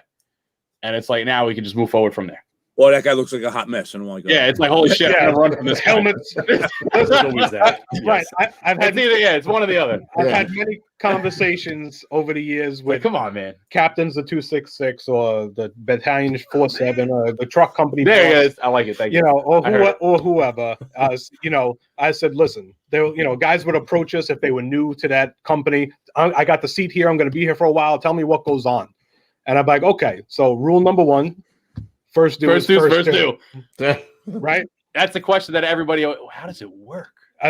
But we, Broad Channel in particularly, we always gate the hydrant, Hamilton, because there are very few fire hydrants, few and far between down there. So we always gate the hydrant, so that way, if anything is going wrong, at least we both can supplement ourselves. It's just one. So when you say gate, are you using a double 2.5 or? Right, 4.5 gated Y to 2 3-inch actually. So to accommodate, we run the same hose diameter that the city does. It's a hell of, I know Long Island maybe using 5-inch and 6-inch. 5-inch. I was in the Volleys in Hicksville. They had 5-inch hose. Storage connections and all that other stuff. No, the city volleys just use city hose. Just compatibility. Obviously, it just makes sense. That's all the city volleys. All the city volleys. That makes it easier. We use same thing. Inch 3/4, 2.5. Same. Yeah, same supply line, same everything. It's like if we go and do a standby in Long Island, it's like, all right, what do they got out there? What are we using? That can get and it could be a mixed batch. I mean, you could, from fire department in Nassau County, from battalion to battalion to area, it's 4-inch supply line, 5-inch supply line. I had 5-inch on Long Island. This thread, that thread, right? Yeah. We had 5-inch in 91 when I was a volunteer on Long Island. That's how long that Suffolk County had 5-inch hose on our trucks back then. It sounds like I think in Hicksville too. I think it was like the late 80s. They went to that hernia machine 5-inch hose. Yeah. You try to move that thing. You move that thing when you drop a nut. Line is charged. You drop a nut. It's like your voice goes to 3 octaves. Yeah, when it's charged, we use 5-inch down here, but there's nothing like dumping 1,000 feet of 5-inch on the LIE when you're coming back from Yaphank from training. I'm not saying allegedly that happened. I'm sure that's not the only place it's happened. Yeah, but listen, right? We all have our guys that we're like, man, you've got your really core guys. Like, oh man, A team is on today. We're in good shape. But listen, if the job's at 12 o'clock in the afternoon and the C team is there. Right. Just the conversation I've had with the battalion captain, I said, listen, by all means, if them guys are first due and they look like Johnny Bop the Buff with a fucking sideways helmet and a this and a that, and they're pushing them the fuck out of the way. You know what I mean? That's it, boys. You're out of here. If you got your shit together, you got water on the fire, everything's going well. By all means, stretch a line, back us up, help us push it in the building, whatever the case may be. But if they look like they're fucking up or they look like they're botching, pull them, move them. And we tell our new guys that too, and I'm sure it's just like that anywhere else. It's like, yeah, you're gonna get bulldozed if you don't know what you're doing. Yeah, no hurt feelings reports. No, yeah. Yeah, right. Yeah, no crying in baseball. No crying in baseball. Nope. Yeah, so if you get pushed, if you get pushed out of the way by the city company, you were doing something wrong. Wrong. Yeah. See, in my town, I was telling you guys, we have partially paid and partially volley. It's only one paid engine, and the rest are all volleys. And I say, listen, Long Beach, that paid engine used to be called, when Long Beach, like in the 70s, when Long Beach was like any city anywhere, they were having a ton of fires. They used to call that engine the Suicide Squad. They still do. It says it on the rig. Because they were so busy, you know, like they were going to fires all the time. Yeah, you know? I said, how do you guys do? Do you guys there was get four along? guys on the rig, you know. It's like, nah, we don't really get along with them. Depending on who you ask. I'll ask the violence. Like, nah. We got our nickname. Guys, nah. We got our nickname on our rig too. Yeah. There's an interesting backstory to our. That's the only reason I bring it up. Our company nickname. What is it? You got to tell us what it is. So we have two engine companies. One's the Outlaw Company, and one's the Renegade Company. The Outlaw Company was something we came up with in house, but it kind of fits to the idea of the volleys kind of being like these outlaw companies, right? The Renegade Company, however, this is a long time ago. Statute of limitations is over. Okay, so it's about 15 years ago, I would say. Richmond's chief and Oceanic's chief in Staten Island attend the division meetings, but they said 90% of the time they kind of just sit there in the back and don't have anything to say, and nobody asked them any questions either. You know what I mean? But their topic of discussion somehow or another had come up from a 3-star chief that was sitting at that table.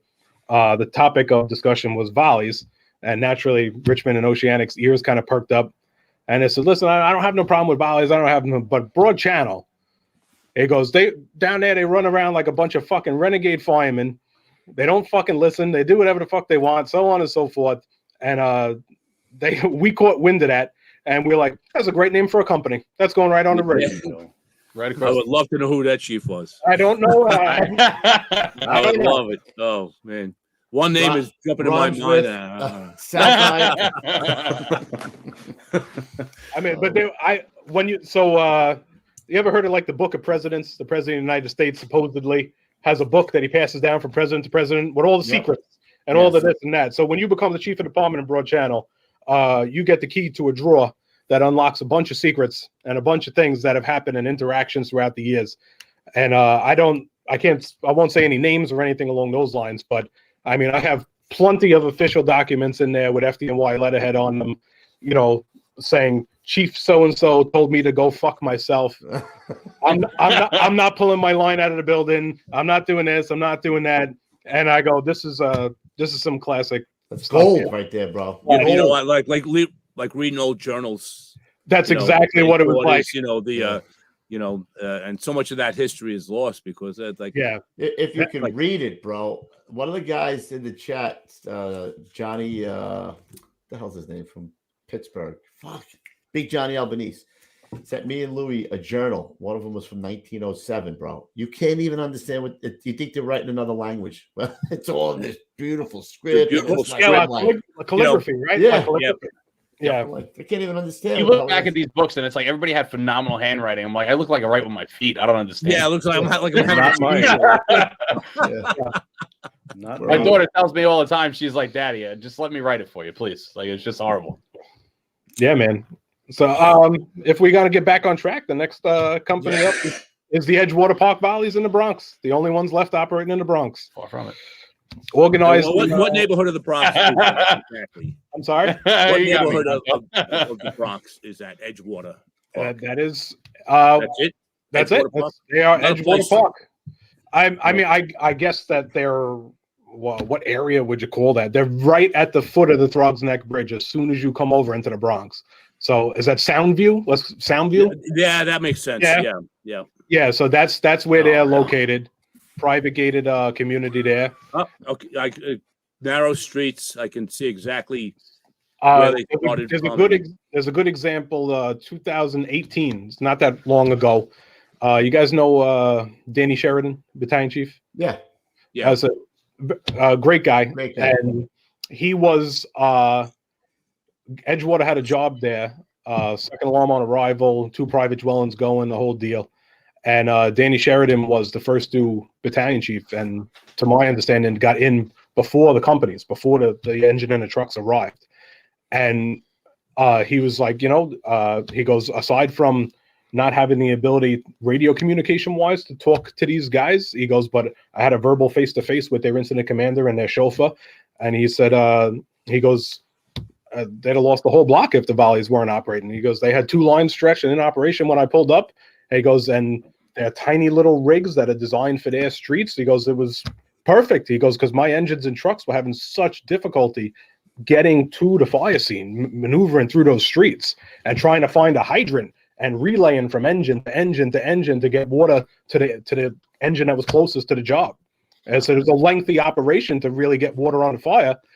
And I go, well, he's like, it's proof positive at the very least that the neighborhood is kind of lucky to have them because they can get water on the fire very quickly.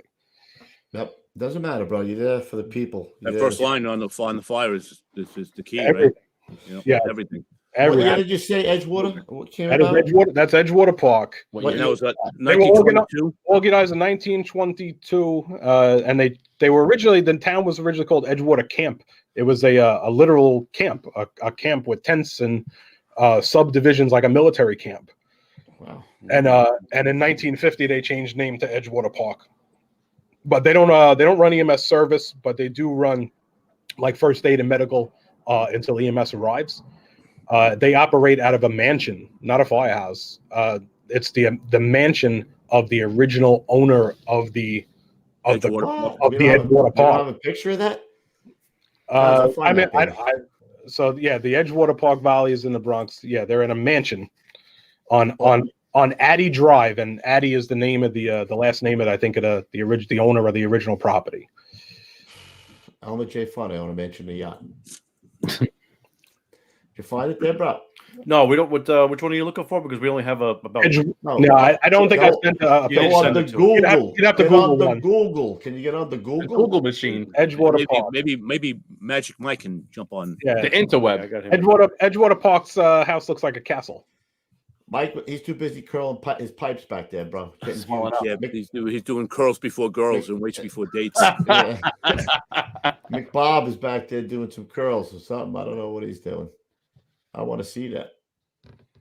What are the pictures you got? Throw them up there while we're searching. He's searching. I'm going back and forth because I've got to pull up 2 different screens. So what we have, you want to look at a couple of 9/11 rigs? You want to do the whatever he sent over. We have the original. We'll go from a little bit from the beginning here.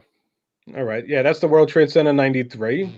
That's the deputy chief of Broad Channel at the time on the right there.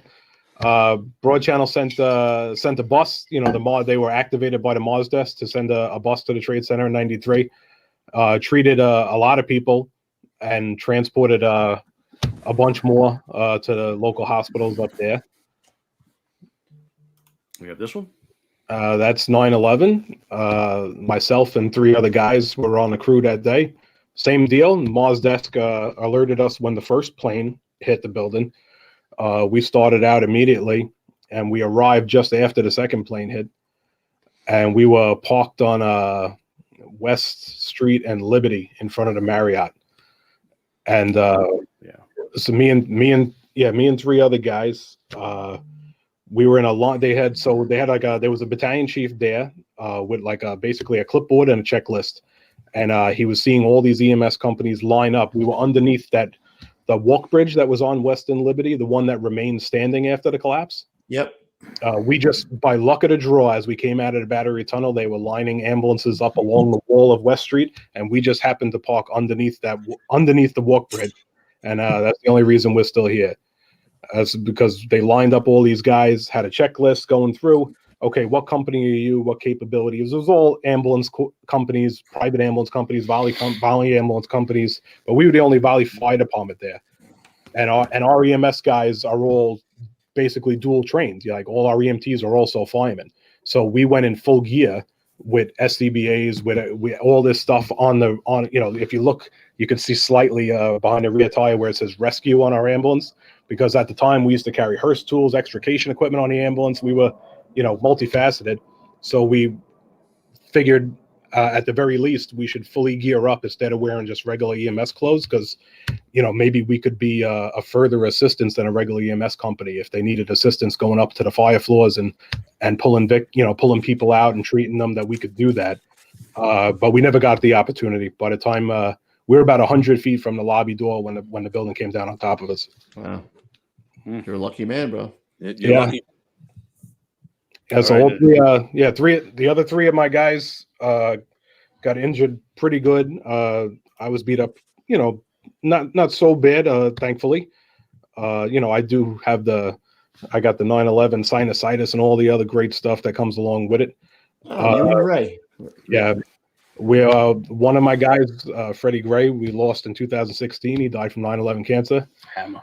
I hope that was a line of duty. I hope these guys were participating in the World Trade Center medical monitoring, and yeah, I hope you are too. I mean, I go every year.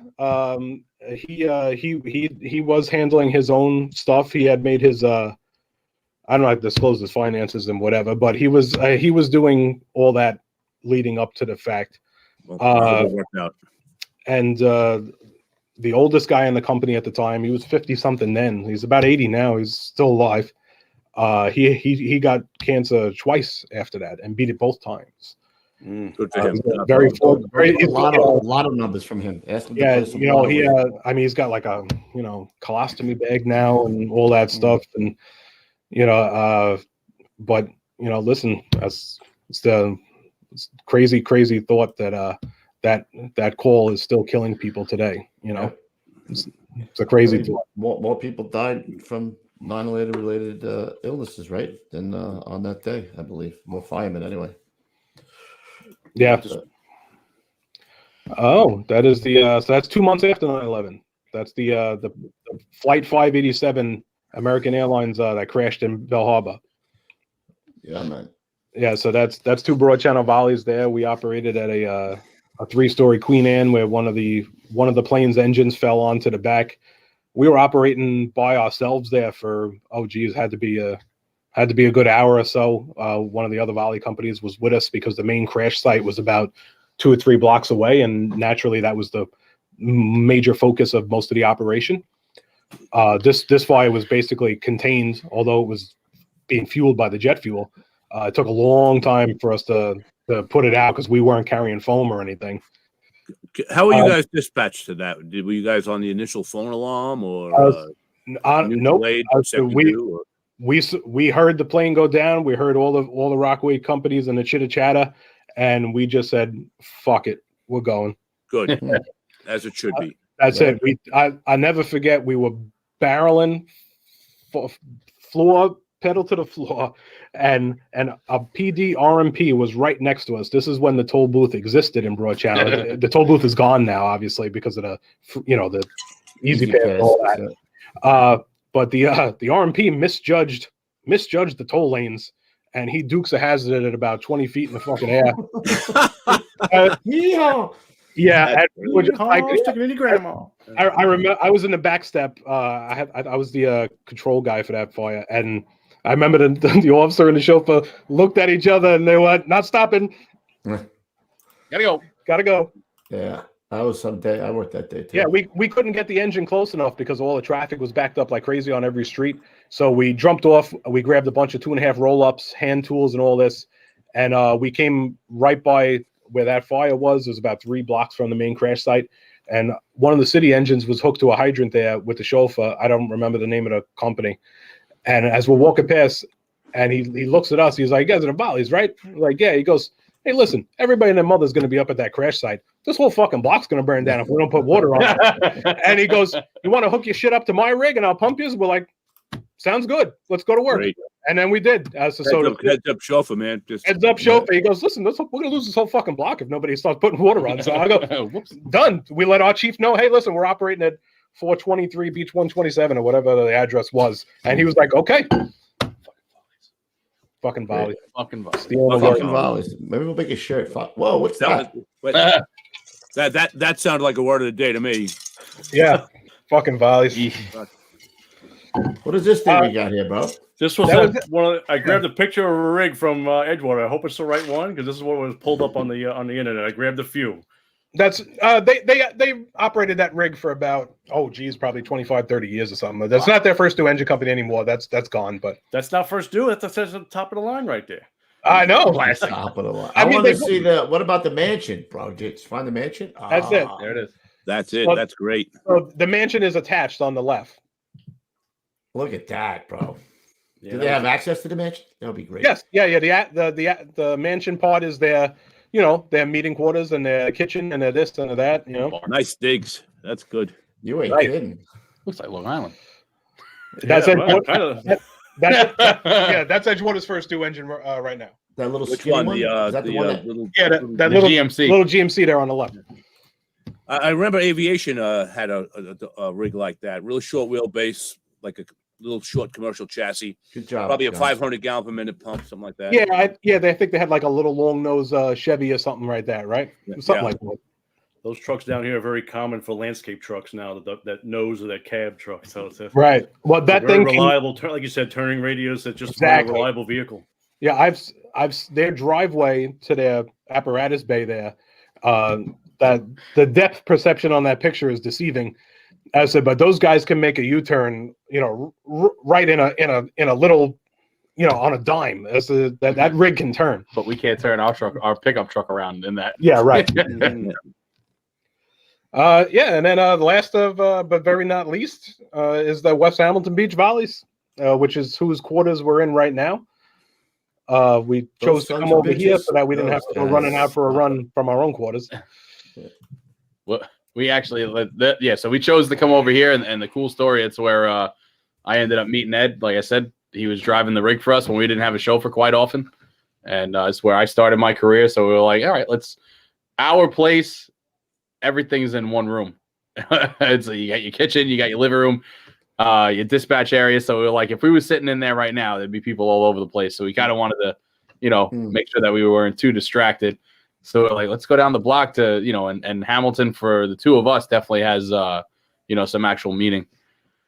That's where the bromance started. That's right. That's what our mustaches act like Velcro. So that's TMI. That's pretty much- TMI. They were formed in 1928. What's Yeah, so yeah, there was originally there were 3 or 4 volley companies right in this general vicinity, and West Hamilton was the last one of them to be organized. The Ramblersville Volunteer Fire Department, the Howard Beach Volunteer Fire Department, the East Hamilton Beach Volunteer Fire Department. The train tracks were the separator between East Hamilton Beach and West Hamilton Beach. So East Hamilton Beach, I think another Robert Moses creation, the entire neighborhood was ousted in the 1930s or something along those lines, and it became part of JFK Airport and the long-term parking on the other side of the tracks there. Hamilton, yeah, they were, again, most of these volley companies, not most, but definitely some of them were organized in response to some type of calamity, catastrophe, some large-scale fire. The Hamilton in particular was in response to a fatal fire. Remember, 331 and 173, they didn't exist until the 1960s. So these guys operated for about 40 years by themselves back here. Wow. It's a long time, man. Yeah. And the Mac. That Mac drowned in Sandy. Yep. Oh, so what do you got there now? You have 2 rigs there? 2 So- there? Yeah. Go ahead. So one of the engines, the one engine is a Pierce 946 that was donated while I was still here. That was from the Terry Farrell Fund, I believe. That came from like Georgia, Yeah, it Alabama. came from Georgia. Or something. Yeah. And then we had so many rigs that came in at that point. Like it was like you would think it was a used fire truck dealership, with the generosity from, it was unbelievable. We had a rescue. I said, can we just take the rescue on the Parkway from one box? I was like, everybody would turn around like, what the volleys, really? So that engine 946 is still in service. And then the other one was actually donated to Broad Channel by Sleepy Hollow after Sandy. And then when we got that rig that we have now, the 2000 Pierce from Point Pleasant Beach, New Jersey, we paid it forward, and now our yellow rig that came from Sleepy Hollow is downstairs in this building. Oh. It's kind of, we all know the situation all of us are in, where it's like we got to work hard, we got to hustle, we got to fundraise. So, we pay it forward to ourselves, to the city, the VFA departments first. If someone's getting rid of something, it's like, hey, who amongst the 9 departments? That was it used to be Squad 41's old rig before we bought it from the city. Really? We got that rig as well. So yeah, we try to pay it forward as best we can. I saw that the rig, the broad channel rig that burned up during Sandy was 209. That rig that you just the West Hamilton Beach was 944. Where do these numbers come from? Where are you getting the numeration? Depends on the department. I mean, but just like codes, each volley company is independent from the other. So one's unit numbering process or codes they created is independent to them. That's how they decided to do it. So if I identify as Dr. Ray, it would be just like Dr. Ray, right? I guess, I mean, like from what I've only been in broad channel for a short period of time, but I've heard about it a bunch of times where it's like vehicles are numbered in progression, but then they were also numbered in company number, and it's like it's a big debate depending on who you ask. Like all of our equipment is 201, engine 201 and engine 203. That's our unit designations in broad channel because we're standalone. It's not FDNY. So then other people are like, well, the vehicle should be numbered in progression. So then it's like, all right, so then one of them should be 213, the other one should be 214. But yeah, it just became a thing. Like when radios entered the fire service, and before that you didn't need to call your rigs anything. It was just engine 1 and engine 2. But once they adopted radio stuff, they had to come up with something. So most of the volley companies didn't use the same number as another city volley company just to avoid any little bit of confusion. But the very rarity that we were going to operate with each other was, except for Breezy Point, was not really going to happen anyway. So we just went with it. And as other chiefs came along, they decided, you know what, I don't like it anymore. I'm going to change it. And then another chief 10 years later would go, fuck that, I'm changing it back. There's nothing you could do about it. But we, the radios that we're using now, especially today's radios, I don't know if I know the city companies are using them. You have the EFAS system you have specific radio IDs now designated to those radios. And the riding position. Right? The company designation and all that. So we only just recently got those radios into service. So we said, listen, we can't do any more of this flip-flopping back and forth or changing things on the fly. You'll have to reprogram 30 radios at a clip every time you do it. You'll have to change helmet fronts. You have to change this. You have to change all this shit for what? You know what I mean? To avoid the confusion, we make sure our radio IDs, should we operate on FDNY TAC 1, our radio IDs look different, are a different numbering sequence than the FDNY. So 266-01 is probably the 266 officer, where broad channels will still be a 01 to designate the boss, but the forward numbers will be completely different than the FDNY system to avoid any confusion. There you go, Ray. There we go. That was an answer. I like them apples. You like apples? This guy's got the answers for everything. I like them. I learned a lot tonight. Well, I wrote a lot of the standard operating procedures for broad channel and stuff. So yep, that's 946. That's so downstairs. I found it. I was having a little trouble finding it, but I got it. Yeah, they got a they did some upgrades to it. She definitely looks she still looks pretty good. And there again, they're independently funded. They don't have a revenue stream from anybody. Yep. It's all the volleys in the city. Yeah, you do fund drive. I think the volleys in Long Island probably do something similar, right? As the mail outs, and we go door to door follow up. Like we do mail outs the first half of the year. We sell calendars now too. The door to door. Yeah, I think I'll pass on the calendar. Sure. But yeah, You said I'll pass. I'll pass. Well, if somebody wants to contribute online or something, do you guys have a website? So VFA NYC, that's the Volunteer Firemen's Association, VFANYC.org. Yes. Yes. Yeah. And then up there, Gons. So this is in its infancy stage right now. We got a recruitment and retention grant the VFA got last year. that started a funding process to try to get people to join the volley companies and build their individual websites and give them, funding links and try to streamline their membership service and their ways of, getting donations from outside. Like Broad Channel has a Venmo and, things of that nature.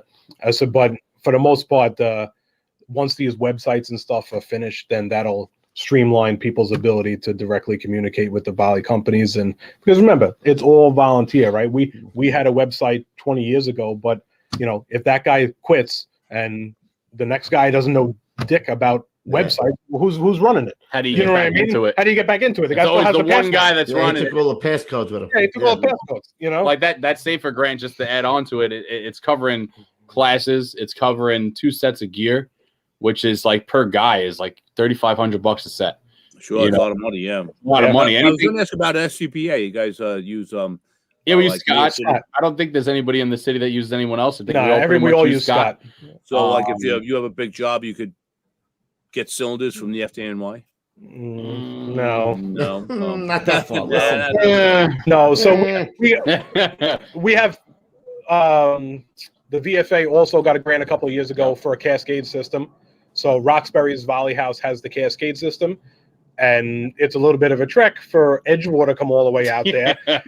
Richmond and Oceanic, I believe, because of the contract, that they can go to whichever city house is the depot. The depot, whatever. Right, they can go spot bottles and stuff there.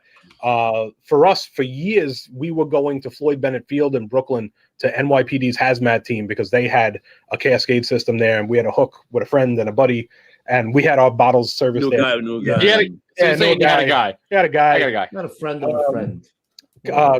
Kevin Delano. Kevin Delano was chief of West Hamilton Beach for a long time. Yeah, he was in the 13th division. Right, he was in 142.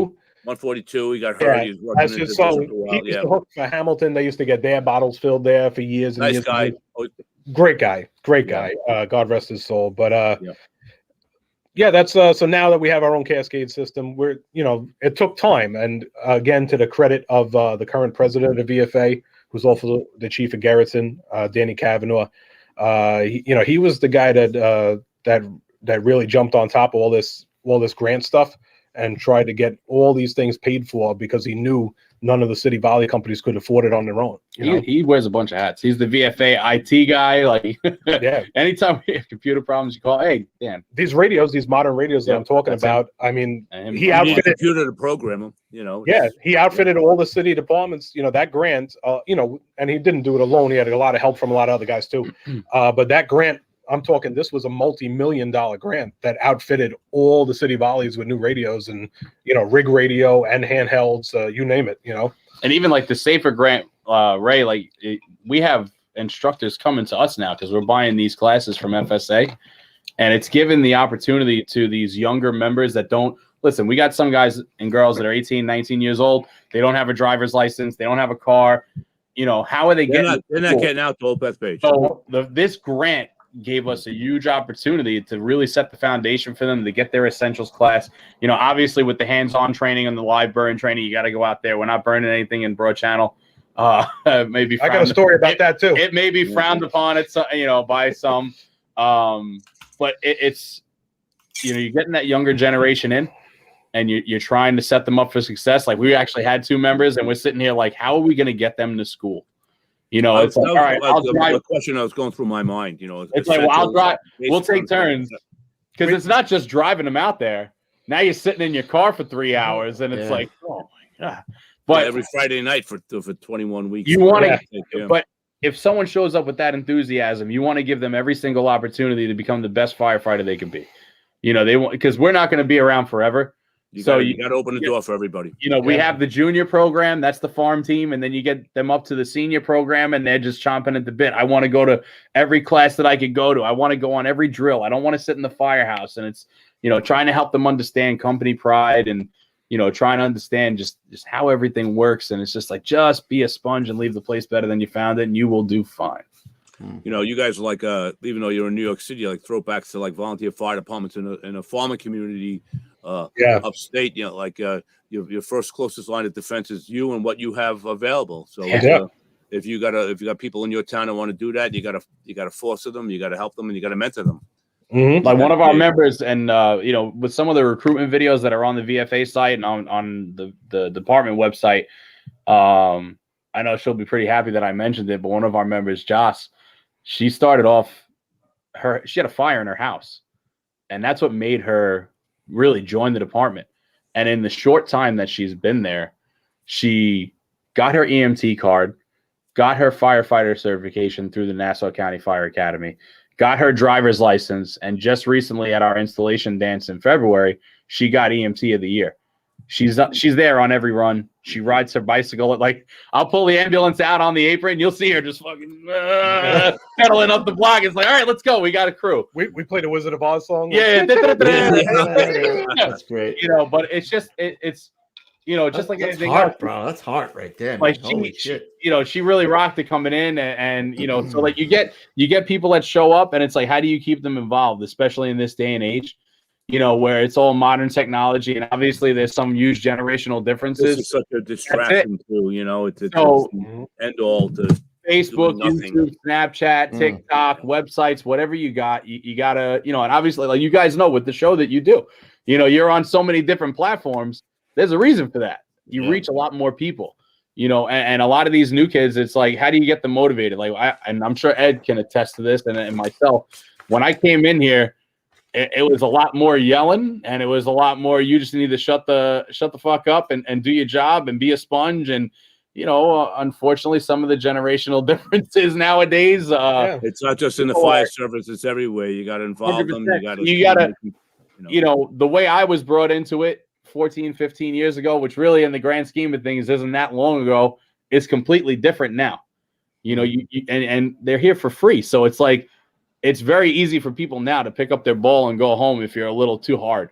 It's like, all right, I gotta readjust. And they have a word for it. Soft. SAWFT. SAWFT. Soft. We got your hurt feelings reports, and hurt feelings. That's big these days. Hurt that's feelings. big, huge. Huge. See, and you got to watch what you say in a Proby class. Oh, I know. EO's always right up my back. Yo. Yes. We have to do a commercial really quick, fellas. Gons, do you have that queued up, buddy? I do. Look at him. He's on the ball tonight. I'm going to put him in for something. And you look so studious. Put him for something. Producer of the year? Okay, I'm in. Anyway, all right. So stand by. We're going to hear from our one of our sponsors of First Responder. The First Responders Center for Excellence is a not-for-profit organization dedicated to protecting the lives and livelihoods of first responders. Their education and research initiatives aim to bring greater awareness and understanding to the challenges to the health, safety, and well-being of firefighters, EMS personnel, and other first responders too. They are an affiliate of the National Fallen Firefighter Foundation. All right, so tonight's tip of the day is one of my favorites, right? Hold on, I got something. Oh, beautiful. There we go. Thank you, gentlemen. I appreciate that. Absolutely. Take care. All right, so tonight's health and safety tip, I love this one, Greg. You did too, I think. Sleep is the foundation of a healthy firefighter and can reduce the risk of cancer. I love naps. I always said the city's best defense is a well-rested firefighter. Exactly. Take that nap, bro. Safety naps. Safety naps. Oh, safety naps. Safety naps. Love it. You got to factor that into tour nights over here in Broad Channel. Yeah. Everybody, they'll appreciate it. I'm going to stop it and see you one, guys, when I'm flying through Broad Channel, bro. Absolutely. Yeah. Cup of Joe. A little cup of Joe. Do you guys have a quick email? You can send me a link or something. What we have is the videos for all your Facebook ads. I could try to put them up and post them, but if you have something specific to it you want me to post in the chat, they're pretty much they should be the same ones. Well, I have 4 different videos that I had kind of queued up, and they're all different specific. Okay. That's just for Facebook, though. That's what it is. For I understand. So if you can, while you're chatting, if you send it to me really quick, and then I'll go ahead and post something up in the comments. Yeah, I'll let my IT guy take care of that. Right, IT guy with the good hair. Yeah, with the good hair. I don't have the hair for it. That's why I gave up. Yeah, you and me both, bro. That's all right. So bald is sexy. That's what I was told. That's why I go with it. Oh, there it is. Run with it, bro. That's it. We got it. There it is. It's up there. Oh, you got it. Okay. Look, it's a team. It's a team working together. You see that?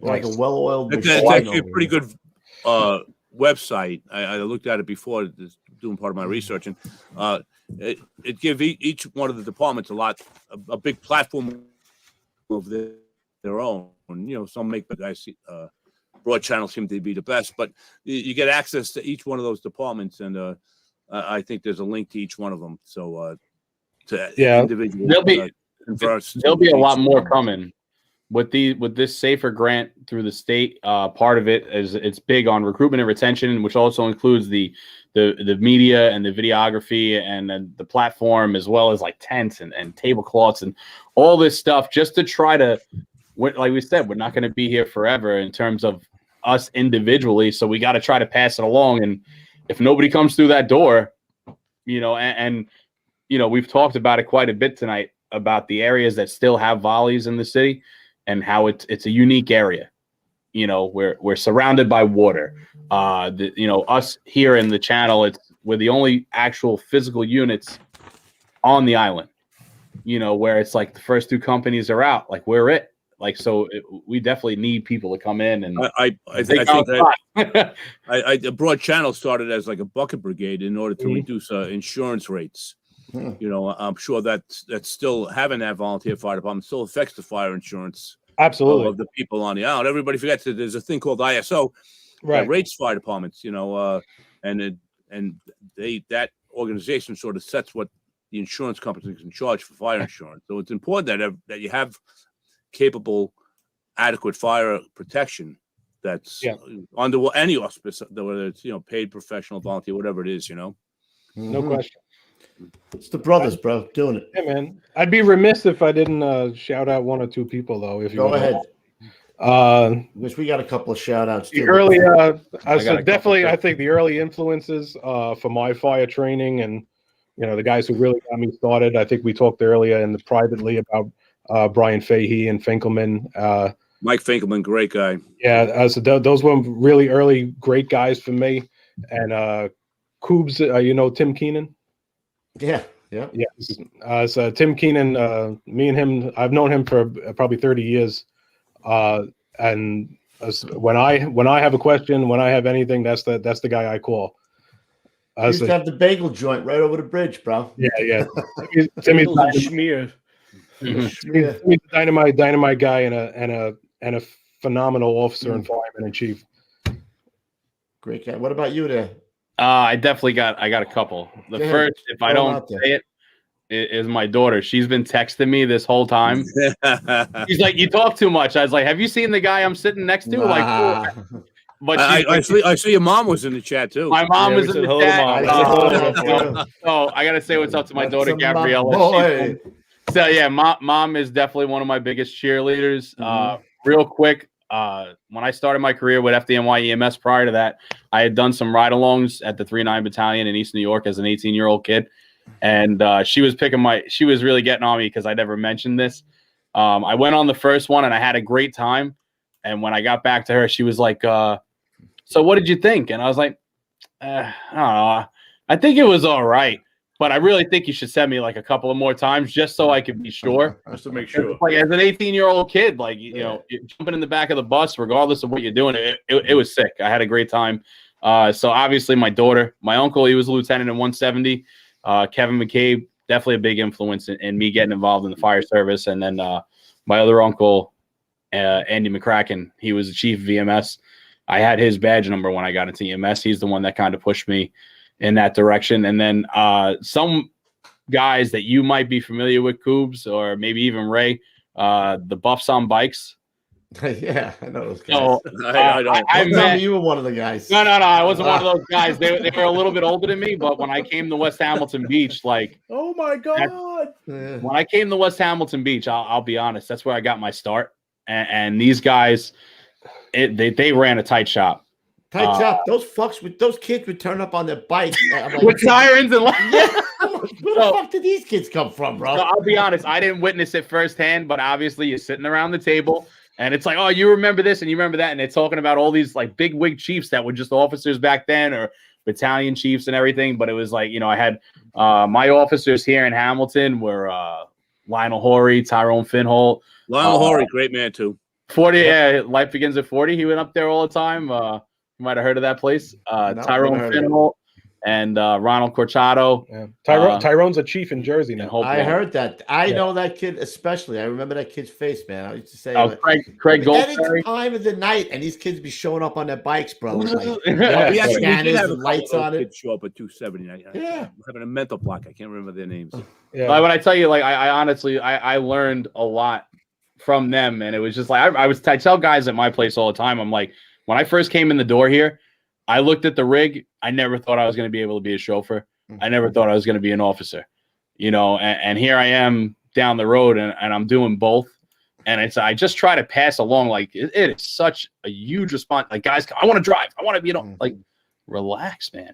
You will get there when your time is right. But, you know, these guys really taught me that it was like, listen, there's a time and a place, and you'll get the tap eventually. And, you know, it's not a game, and training is serious. We used to do Saturday night tours like you were talking about earlier. We'd go out, get the meal, you know, come back, we drill, get up early Sunday morning, and that's where I learned Drill again Sunday morning, and then you get breakfast again. Like, we were always out drilling. That was definitely, you know, Lionel and Ron and Tyrone. Yeah. And then when we didn't have chauffeurs, that's where this guy came into play. He'd be on his way home from work, and we'd be staring out the window looking for his car, like, yes, funny, got a chauffeur. Nice. Yeah, and then we're like, hey, listen, I passed a torched out car on the Van Wyck. Let's go cut it up with the Cut it up.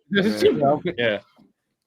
Awesome. Well, you It's definitely guys a different environment. It's I learned a awesome. lot of things, bro. You guys are very knowledgeable, even more than I thought. I mean, James had said you were very knowledgeable, and you guys together, great stuff. I said that if it had to be one guy, he definitely brought more to the table. You did it right yourself. You did it right yourself. You added to Ray. It's You good. did it right yourself. Ray, you got any shout outs, Mr. Ray?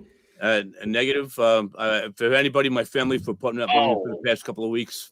He forgot somebody While I was else. immobilized, cut up, and I got one person.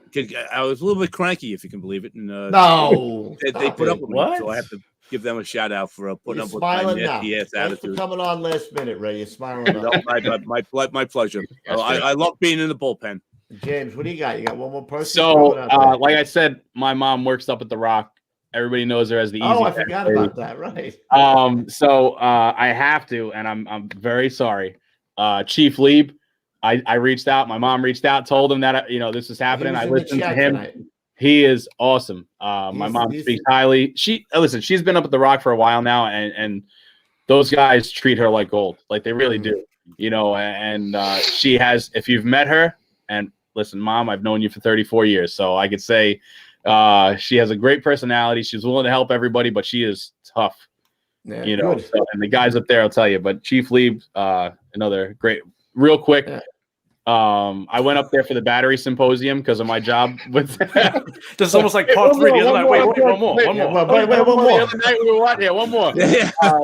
So I went to the battery symposium with work, and my mom, whenever I go to the Rock, she's just like, "Oh, my son's coming! My son's coming!" She's running around telling everyone, "Oh, my son's coming!" So I get there and I run into Chief Lieb. Mom. Yeah, proud. I run into Chief Lieb and Chief Downey, and I was talking to Lieb, and he's like, he's like, "Oh yeah, your mom said you were coming." He goes, "Hold on, let's take a picture." So we take a picture together. We send it to my mother, and he goes, "Did you know your son was going to be here today?" Yeah.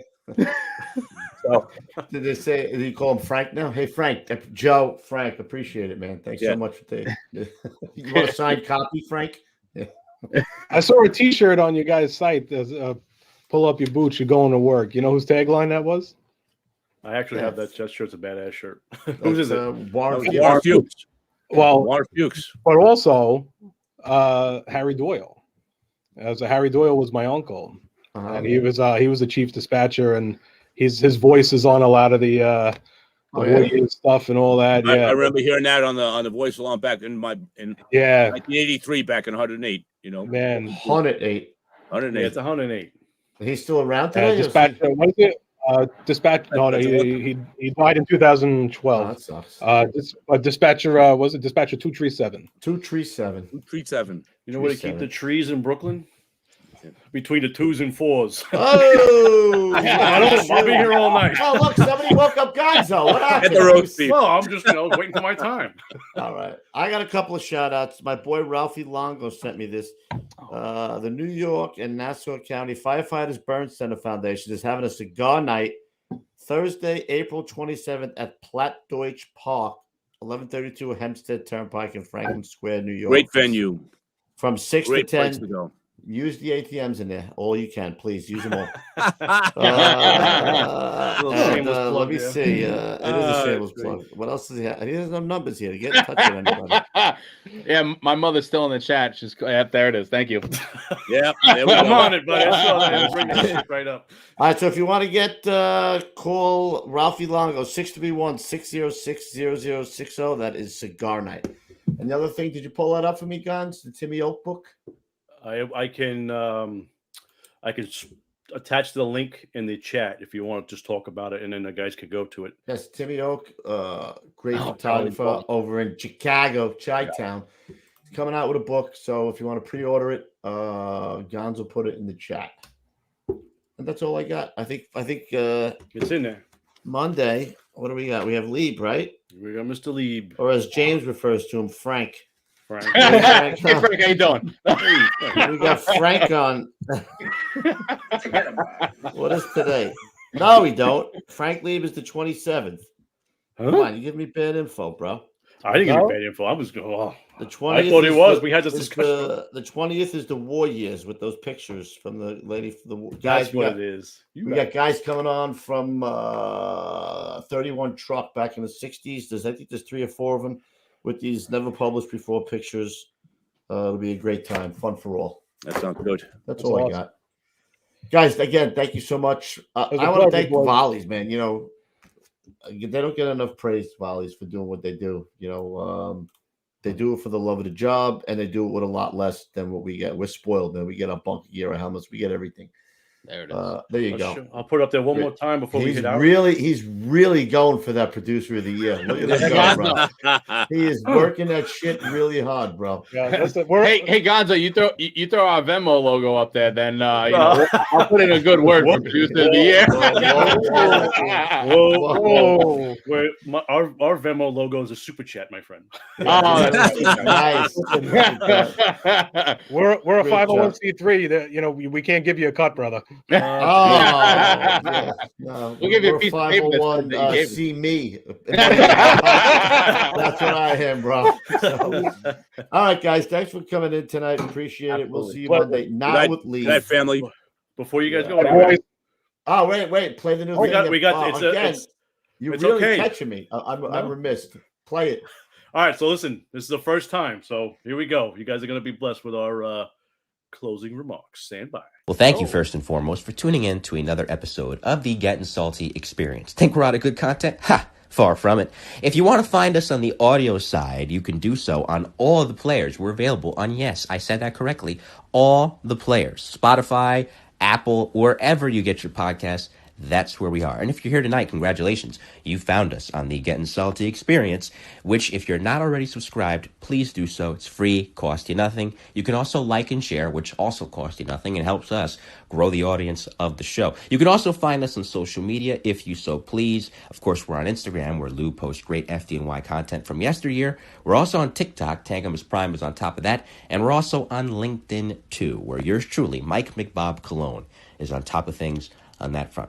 Head on over to gettingsaltyapparel.com, by the way, for all kinds of great merchandise, apparel, and accessories. There is the super chat, too. We thank each and every one of you for your support. You can open up your wallet and donate a amount of your choosing during the program. After all, you guys, yes, you guys are our number one sponsors. Super thanks as well. If you missed the show live, you can show support through that means. If you still wish to open up your wallet, the super thanks is basically a thank you after the fact for another great episode of ours. The Facebook fan page is in existence too, now over 60,000 strong and continuing to grow. It's not created by us at the Gettin' Salty Experience, but it is nevertheless a great way to connect with firefighters from all over and fans of the show alike. If you want to advertise with the Gettin' Salty Experience, send your information on over to gettingsaltyads@gmail.com.